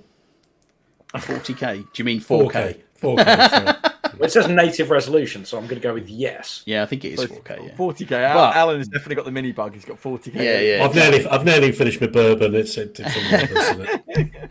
So what they've done, they've kind of used those old school level design principles where everything is sort of quite definitive steps up to areas and very large blocky pillars with sort of quite low resolution textures, but it plays like a brand new modern shooter. And it feels incredible. There was a moment when I think it was maybe level 2 where I'd killed a bunch of people in an area, hit a button, and a wall started to lift up, and out came a big stocky guy with a minigun, started shooting me. I managed to take him down with shotgun blasts, pick his minigun up, which is when hordes of basic enemies came running at me, and just mowed every... it was the best bit. There was arms flying everywhere, blood, gore. It was absolutely fantastic. It's a hell of a game. It's got that real nice fast-paced feeling to it as well. Like when it all goes a bit wrong and you've got to spend your 5 or 10 seconds reloading the shotgun, you can backpedal like an absolute champ. Yeah. Kimmy's just said there, trust Phil to want to change how it looks. The graphics. All about the customization. All about the customization. But yeah, an absolute, again, from game preview, it's really, really slick and definitely worth playing. And all the guns as well, there's not a lot of games that do that. Obviously, Doom being one of them, is having secondary fire modes. So if you've got a pistol, it's a standard single-shot pistol. If you aim down sights, it becomes a burst fire. If you've got a shotgun, it's a normal shotgun to fire. If you hold down the alternate fire, it charges and almost fires like a load of shells in one hit, in like a ball almost. So there's all these different sort of changes. You've got sort of twin machine guns and stuff. There's loads of weapons I haven't unlocked yet. And speak to someone who's played it a bit more. I said it's a pretty sizable game as well. There's a lot of levels to it. So on Game Pass again, on Game Preview, don't skip it. Even if you think the graphics look a bit old school, it plays like just an absolutely fantastic shooting game with brilliant levels in it. So well worth it. And the music's fantastic as well. It's got that proper heavy metal background music as well when you're in battle. Yeah, definitely. It's very, very Doom. So again, I mean, currently in game preview, it's a good solid 8 out of 10 for me. This definitely, really, really solid game. Really enjoyed it. So on to what I've been watching. So first off, I won't go too deep into them. I'm going to talk first about House of the Dragon, so the new Game of Thrones series. Now, I know Alan's been watching a bit of it. He's been a bit hot and cold on it. Have either of you guys watched any of it or not? It's not like I don't really dig Game of Thrones, so it had no interest in me in the slightest. Yeah. And you haven't touched it yet, have you, Phil? To be honest with you, I just haven't signed up for a suitable service to watch it. Does it have boobies? Don't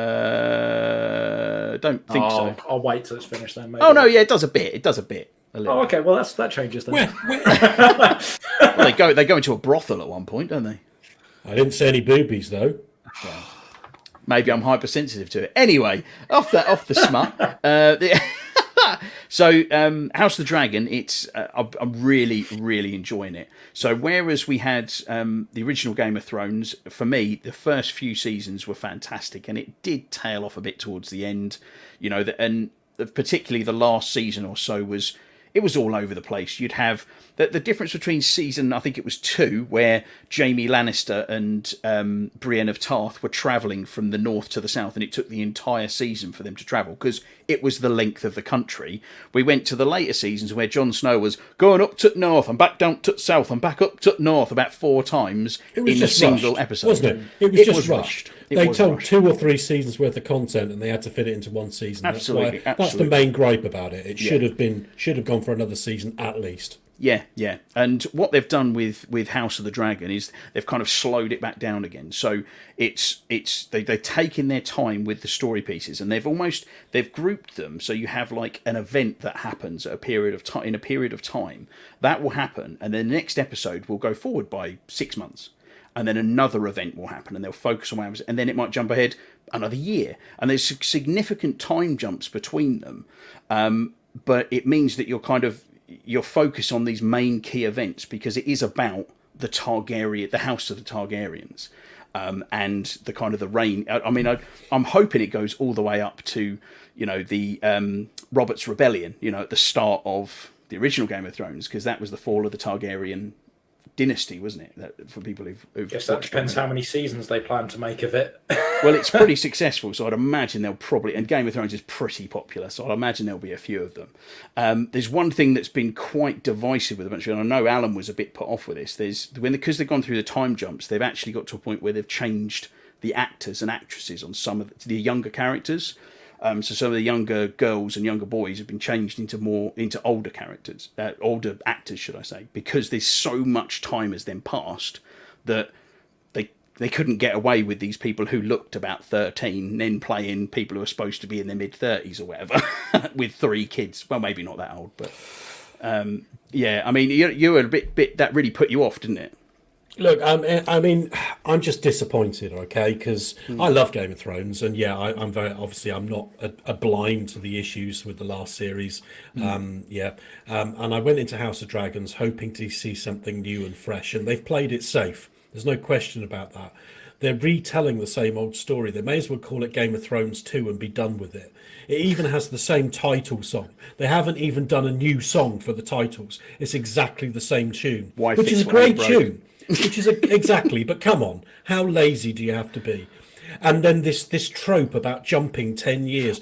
And yet what annoyed me the most was the fact that they changed both the female leads and one of the minor male characters, and then didn't change any of the other ones. What's his name? Kristen? Sir Kristen looks about 12. They didn't change him, though. They left him and then tied his hair back when there was a 10-year jump and went, oh, yeah, he's 10 years older. He looks exactly the same. I'm sorry, but he does. You watch the 2 episodes. He's the same person. They can stick a beard on him and give him another 10 years. They haven't greyed his hair. They haven't done anything. He looks the same. And yet they changed some reasonably good actresses. They were fantastic, those 2 actresses. And yet they changed them because they couldn't be bothered to put the effort in to make them older. There are plenty. Those actresses are both actually nearly the age of the characters that the new actresses brought on play. Those characters are supposed to be 24, 25, and the actresses that played the younger versions are 22, 23. And yet they couldn't be bothered to make the effort to make them older. I think it's disrespectful to actually do that and not change that. And it's a lazy story trope to change it 10 years. When I'm looking at a new Game of Thrones series, and clearly we do, but Game of Thrones, yeah, I want to see a Jon Snow series, which is happening. I want to see an Arya Stark series where she goes and explores the lands across the sea. I don't want to see Game of Thrones story told again just from the perspective of a different house 200 years ago. And that's what we got. Now, don't get me wrong, it's not bad. It's not bad. Yes, it felt really slow for me in the beginning. Episode 7 this week was fantastic with, the youngsters and the big fight and all that. I don't want to give too much away. I thought that was a fantastic episode and I really enjoyed it. But to be honest, the episode before that, I was sat there like, I'm just watching it because I don't want to fall behind on this. I'm bored because there's nothing new here for me. And now I look at next week's picture and it looks like they're going to jump again. They didn't need to do any time jumps in the first Game of Thrones. So why are they being so lazy in the second series? Because there's nothing interesting to say laziness. about it. It is lazy writing. It's lazy writing. It's the story of the House of Targaryen. It's based on the book, isn't it? And the Game of Thrones. No, it's not, though. That's the problem. Have you read the books? Because my mum had, she said it was. Yeah, so Ellie's read the books, and the bits about the House of Targaryen are merely snippets told by characters in the Game of Thrones timeline. There is nothing definitive in it. A lot of this is. Anyway, do you remember earlier, guys, when Alan said he really hates those guys going about canon? Yeah. Do you remember that? No, I'm not saying that. I'm not saying that. What I'm saying is that I've been holding that one for a while, Chris. I wanted something new, something interesting, and something that was different from Game of Thrones, and all I got was exactly the same thing. I can see you come from, because one of my things I've been saying a lot lately is, I think me and Craig were talking about this when we went, I think we might when we put my new TV up, mate. And I remember saying to you, I'm starved for new IP. I want something fresh. And I think I'm not going into a lot of these new shows because I just think it feels like I've been there, I've done that, and I really want a fresh, new, exciting IP which I can sink my teeth into. And I think that's so I can get exactly where you're coming from, Al. You want to see something new. You don't want the same stuff. That's not. Don't get me wrong. All of the outward stuff, the cinematography, the direction, the writing, but the actors. I mean, Matt Smith is just awesome as Daemon Targaryen. He is so just good, unbelievably good. Matt Smith is fantastic. He's a highlight in that. Definitely. Anything he's in, anything, whether it's The Crown or whether it's Doctor Who or this, he is just superb as an actor, and I can't fault anybody. Paddy Constantine as you know as the king, fantastic. Everybody is great. Even Rhys Ifans as Otto, absolutely fantastic to see him in something again. I love all of that. I'm just disappointed in the story. I wanted something new and fresh and different, and I don't think I'm getting that, and that disappoints me. Can I just say though, on something that Alan just said, and it's like a total tangent from this, but he mentioned the name Constantine. How awesome is it we're getting a Constantine sequel as a movie with Keanu Reeves? Just thought I'd drop that in there. I think his name's really Constantine or something, not Constantine. But anyway, yeah, I see where you're coming from. Yeah, definitely. God, Constantine is so good. Can't wait for that. So anyway, I'm loving House of Dragons. Alan, not so much. But it's the dragons are pretty special in though. But to be honest, I'm being really picky here, but I really wasn't a fan of Daemon's dragon. I like the classic dragon, and his dragon just looks a little bit thin and weedy, if you ask me. I quite like that they all look a bit different, kind of like different breeds of dog. You know, it's they all look a bit different. But again, anyway. Episode 7 when he goes up to the dragon. I mean, that's just fantastic. That's dragons are always absolute cool. Dragons will always be cool.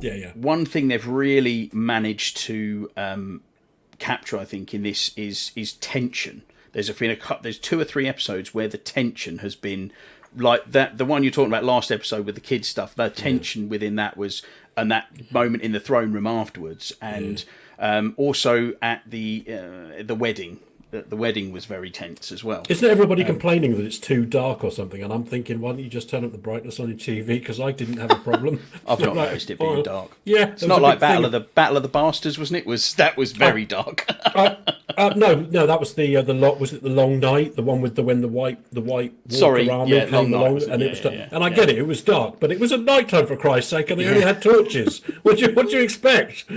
Also, wasn't the clue in the name there? The Long Night. Just got a sub voice from Flamble Pete, and apparently he almost interrupted the podcast coming home. He burst in to give Phil a kiss. Yeah, if I'm in the office and it's after working hours, there's very little things. Put I don't like spending time in here because I have to work from here. Put the kettle on, Pete. Phil needs a cup of coffee. And so my next one that I'm going to go through is one that I think has been very divisive online, which is She-Hulk, actually. So, I'm not saying it's one of my top picks, although I am really enjoying it.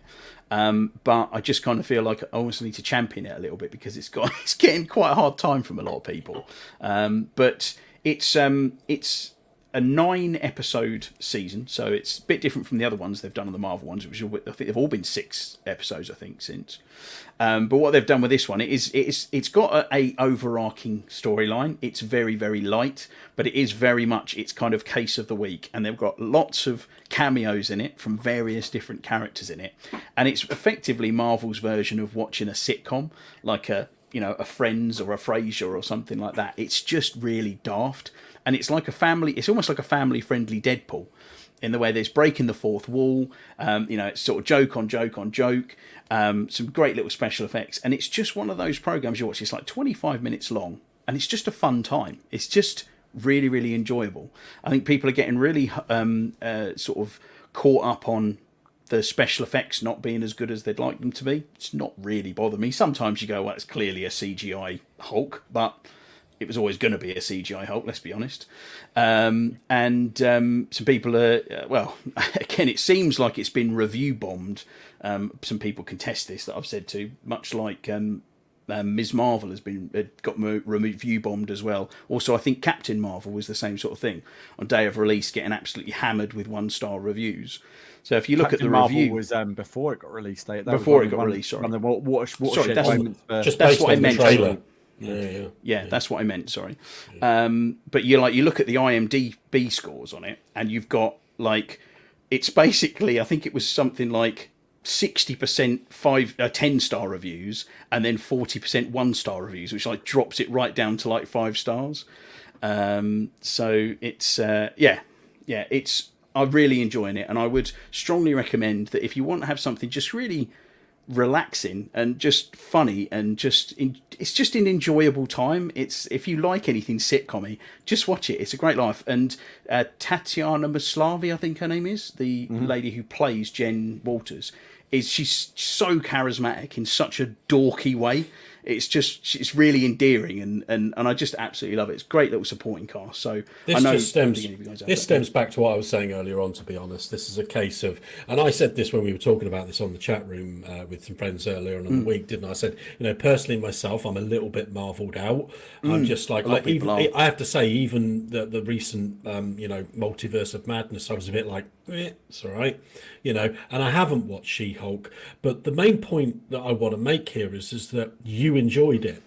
And as I said earlier on, there is room in every IP for lots of different types of TV series or different content that many different people might want to enjoy. And I think this is the main problem with the ownership that a lot of people think they're entitled to on the internet, where if they don't like something, they don't agree with something that's in an IP that they're passionate about, they're all about how rubbish it is and how terrible it is and how nobody should like this. And they do things like review bomb, because if they don't like it, nobody else should be allowed to like it either.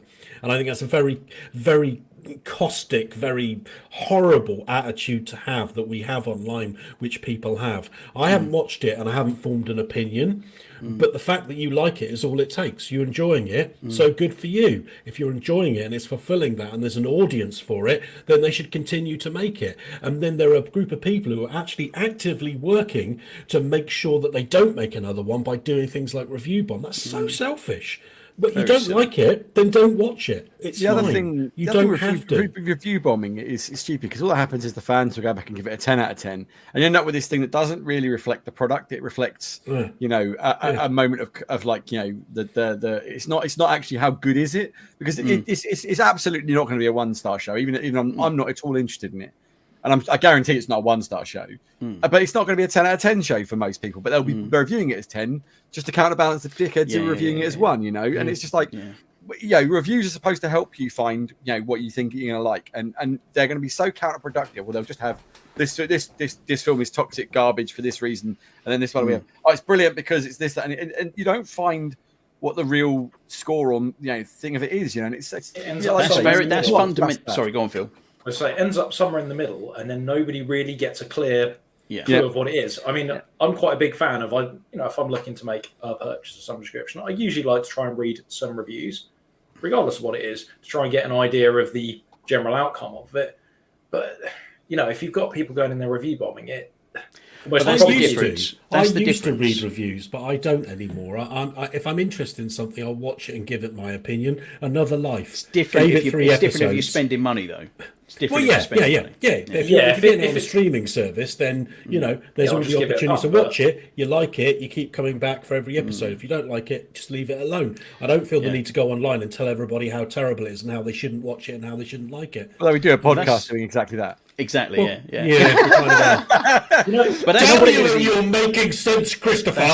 That's the thing with why you don't look at IMDb, because IMDb is just user scores. It's not critic reviews, is it? Whereas you look at something like Rotten Tomatoes, and it's a good So She-Hulk at Rotten Tomatoes, the user score is 35%, like squash tomato, green tomato. There, the critic score is like 89 or something, or 87%.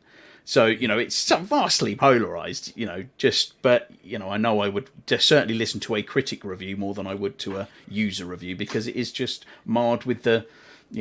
But it's weird because like just on that though, I haven't watched it, but I'll never forget Luke, who I played Division with, came on, and it just I don't know what he did, and he's not a toxic person at all, but it pissed him off, something chronic. He hates that show. Hates that show.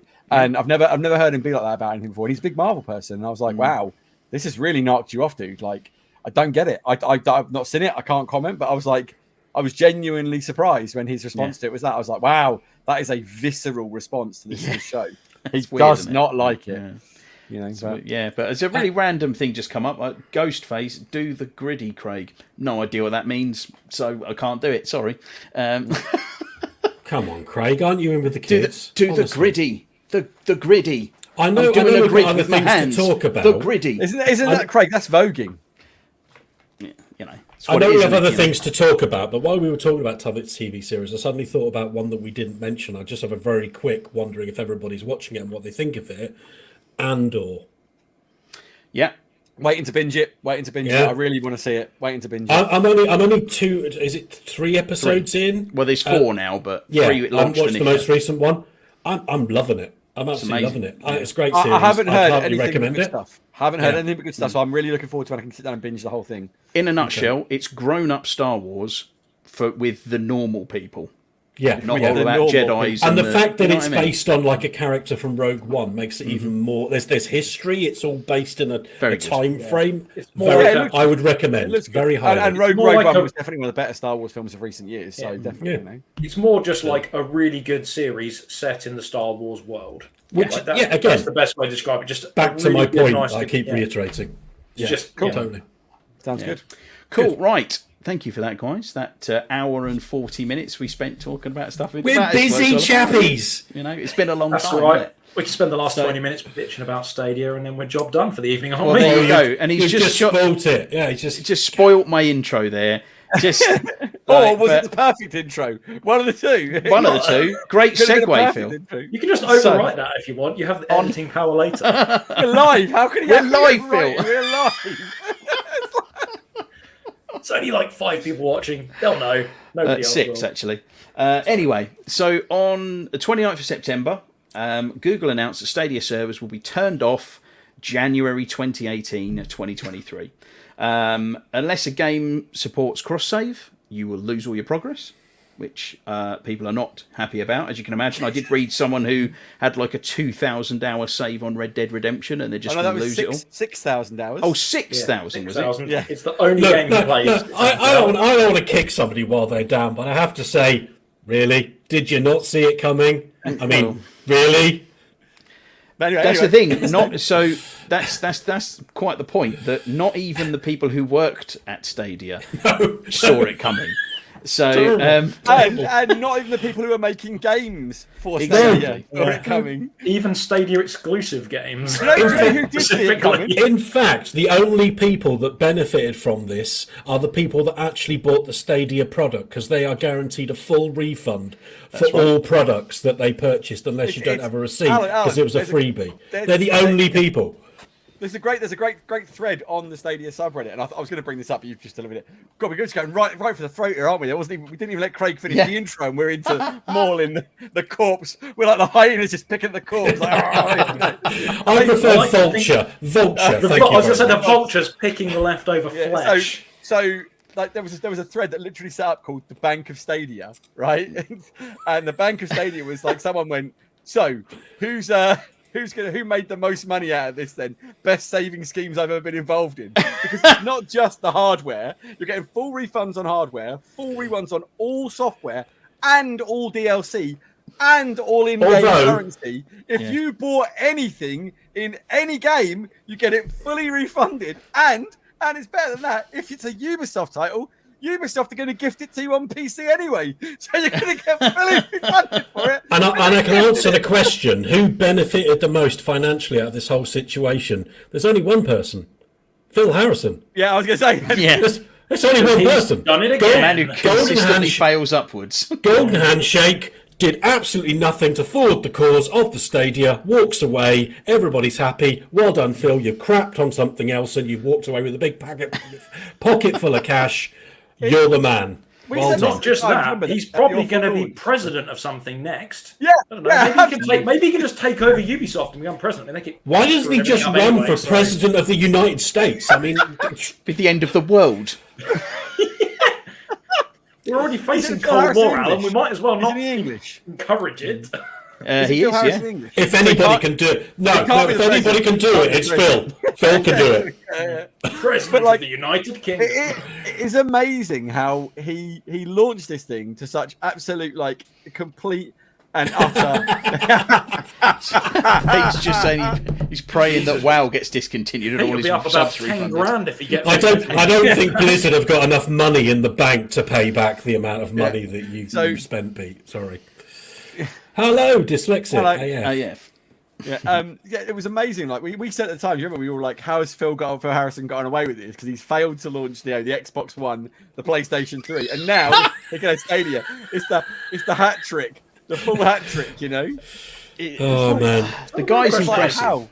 how does he do it? You know, He must interview really, really well. Right, Let's be like- honest. I wanna mean, know he what must his give the CV says. best blowjobs in town. I mean, he must.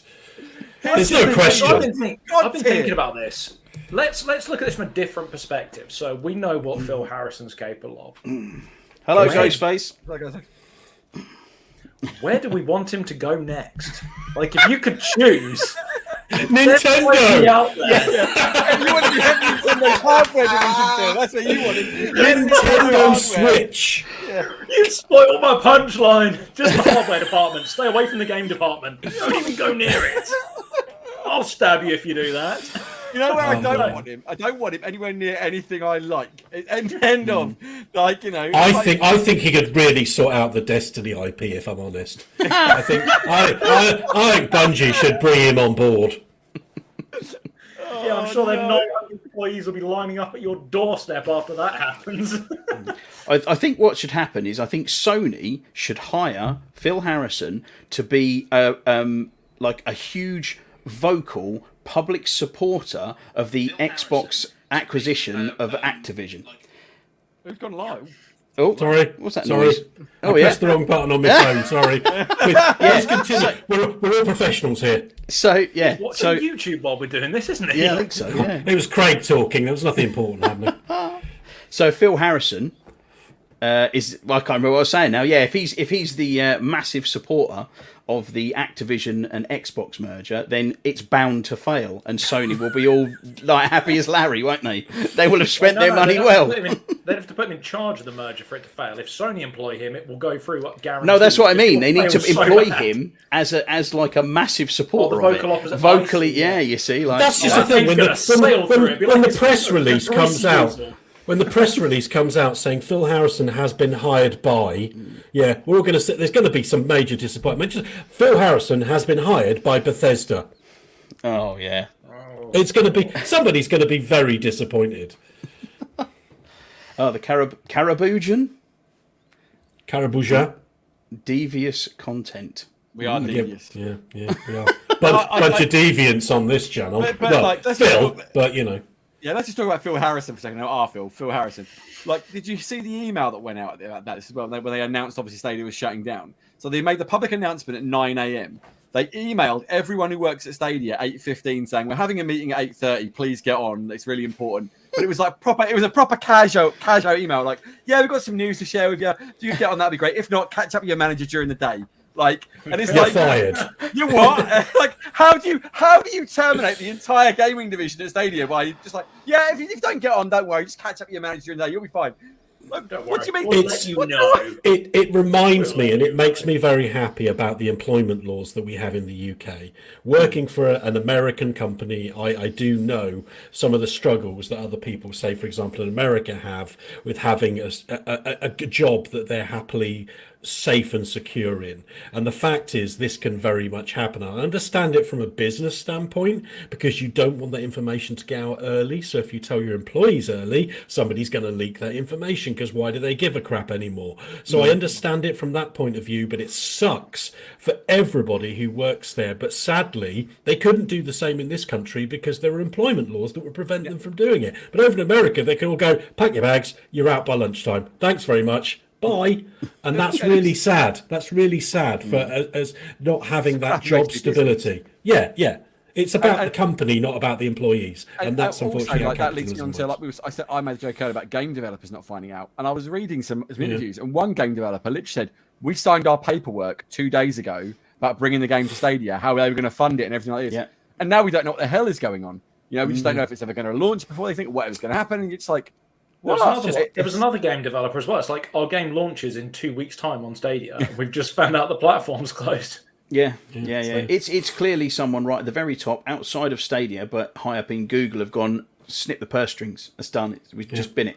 As they notoriously do. They invest masses of money and masses of investment into marketing, into a product. They give it 2 years and go, it's not made us, But a billion yet. That's corporate business these days. It's not about people. It's about metrics. It's about data, and it's about revenue, and that's all it's about. People are just numbers on sheets, and that's sadly the way capitalism works. But I think I wanted to talk a little bit about why we think it's sort of been such a failure. Now, I mean, for me personally, it was the business model that they put together.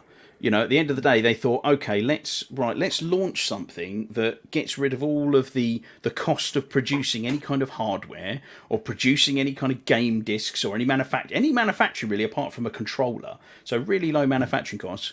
But we're still going to charge people the full price for a game and a subscription on top. The gall, they thought they could get away with that because their platform was more powerful than what was out on the market. Because technically it was slightly, but if they'd have gone for a more Game Pass type environment, much like I think this Amazon Luna's looking towards, where actually people could say, all right, I'm going to subscribe for $9.99 a month and I get this selection of 100 or 200 games, whatever it might be, then people would have been inclined to sort of dip in, dip out, use it on their phone, use it on various different devices. But the fact having to pay full price for these games, even if they've done the games for, there's no cost to it, so the games are 30 quid instead of 60 quid or 70 quid.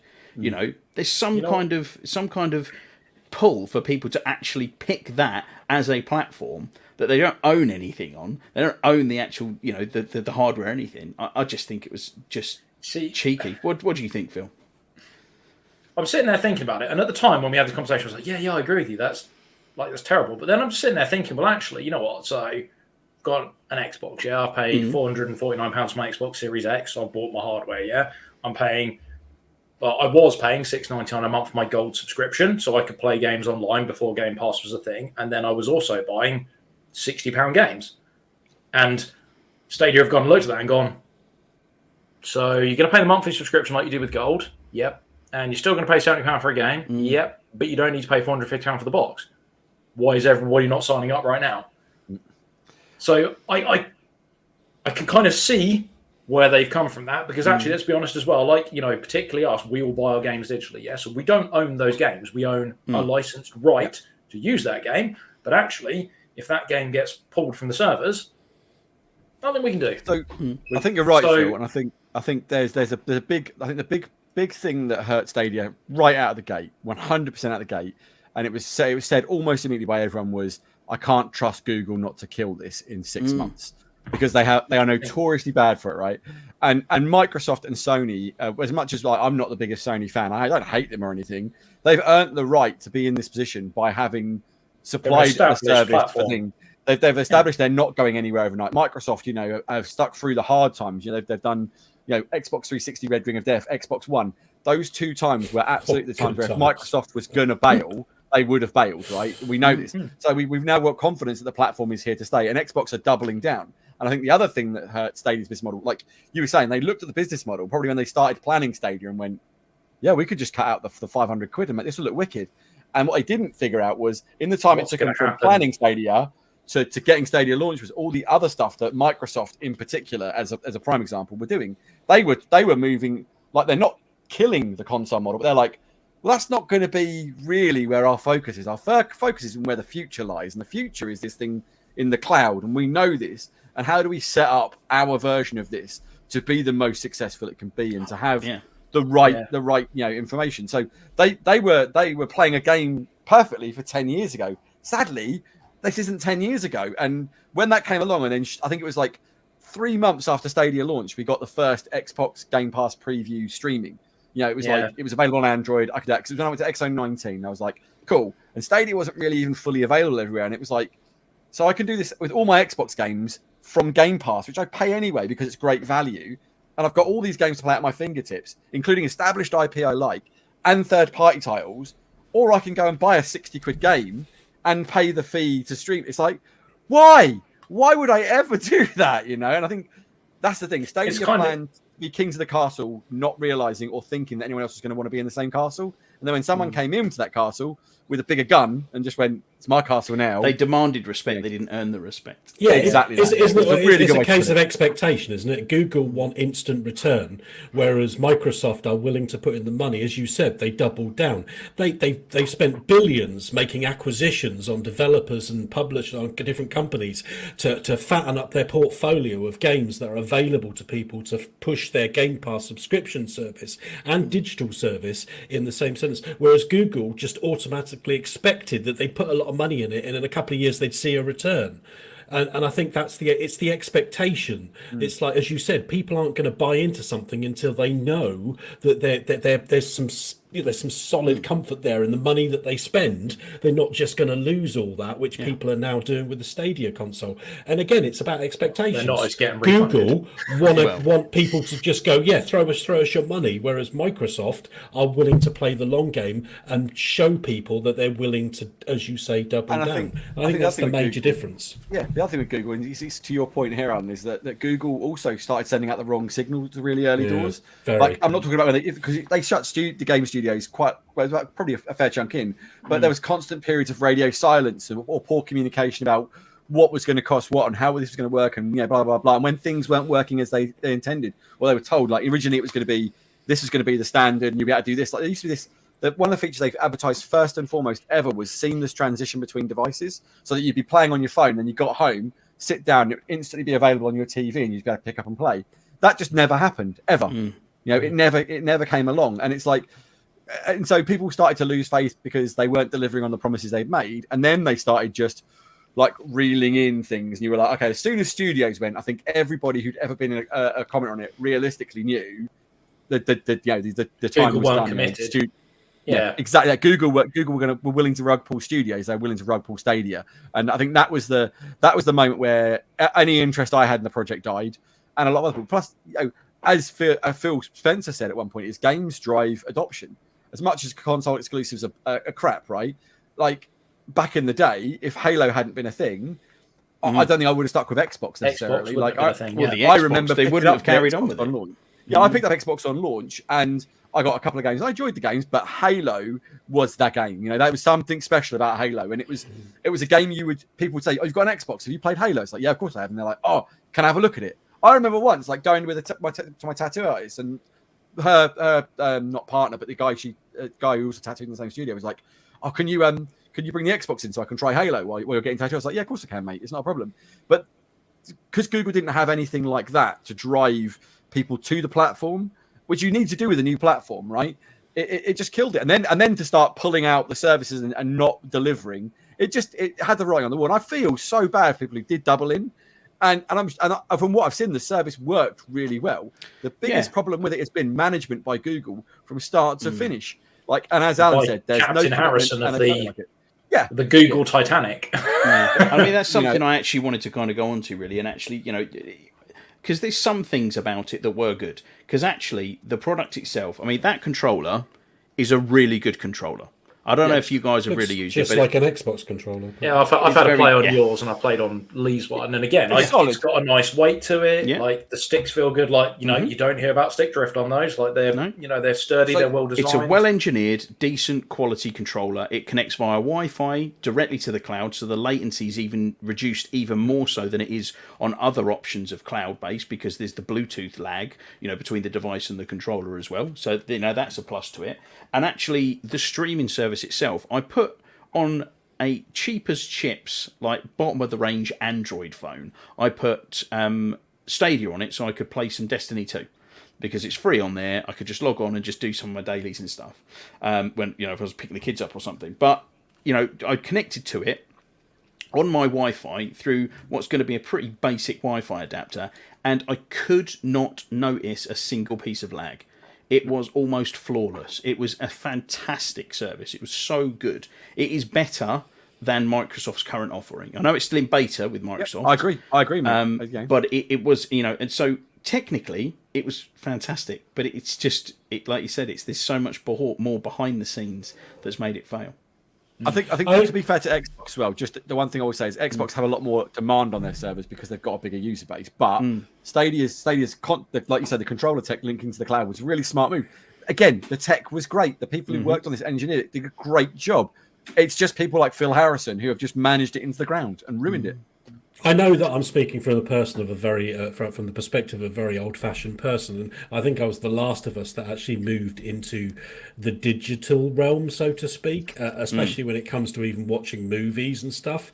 I'm very much of that old-fashioned. I like to have something solid in my hand, and in a sense, I still stick. Anyway, Well done. We'll meet up on the weekend Something again, you mate. can grasp hold of, Alan, that makes you feel secure. Yeah. Yeah, but anyway, but moving on. But the fact of the matter is, I think it's really sad. But I think that the fact is that is the way that the gaming, area is going to move. It's going to move into digital, and for me, I find that kind of sad in a way. It has a lot of accessibility. Well, it is, yeah,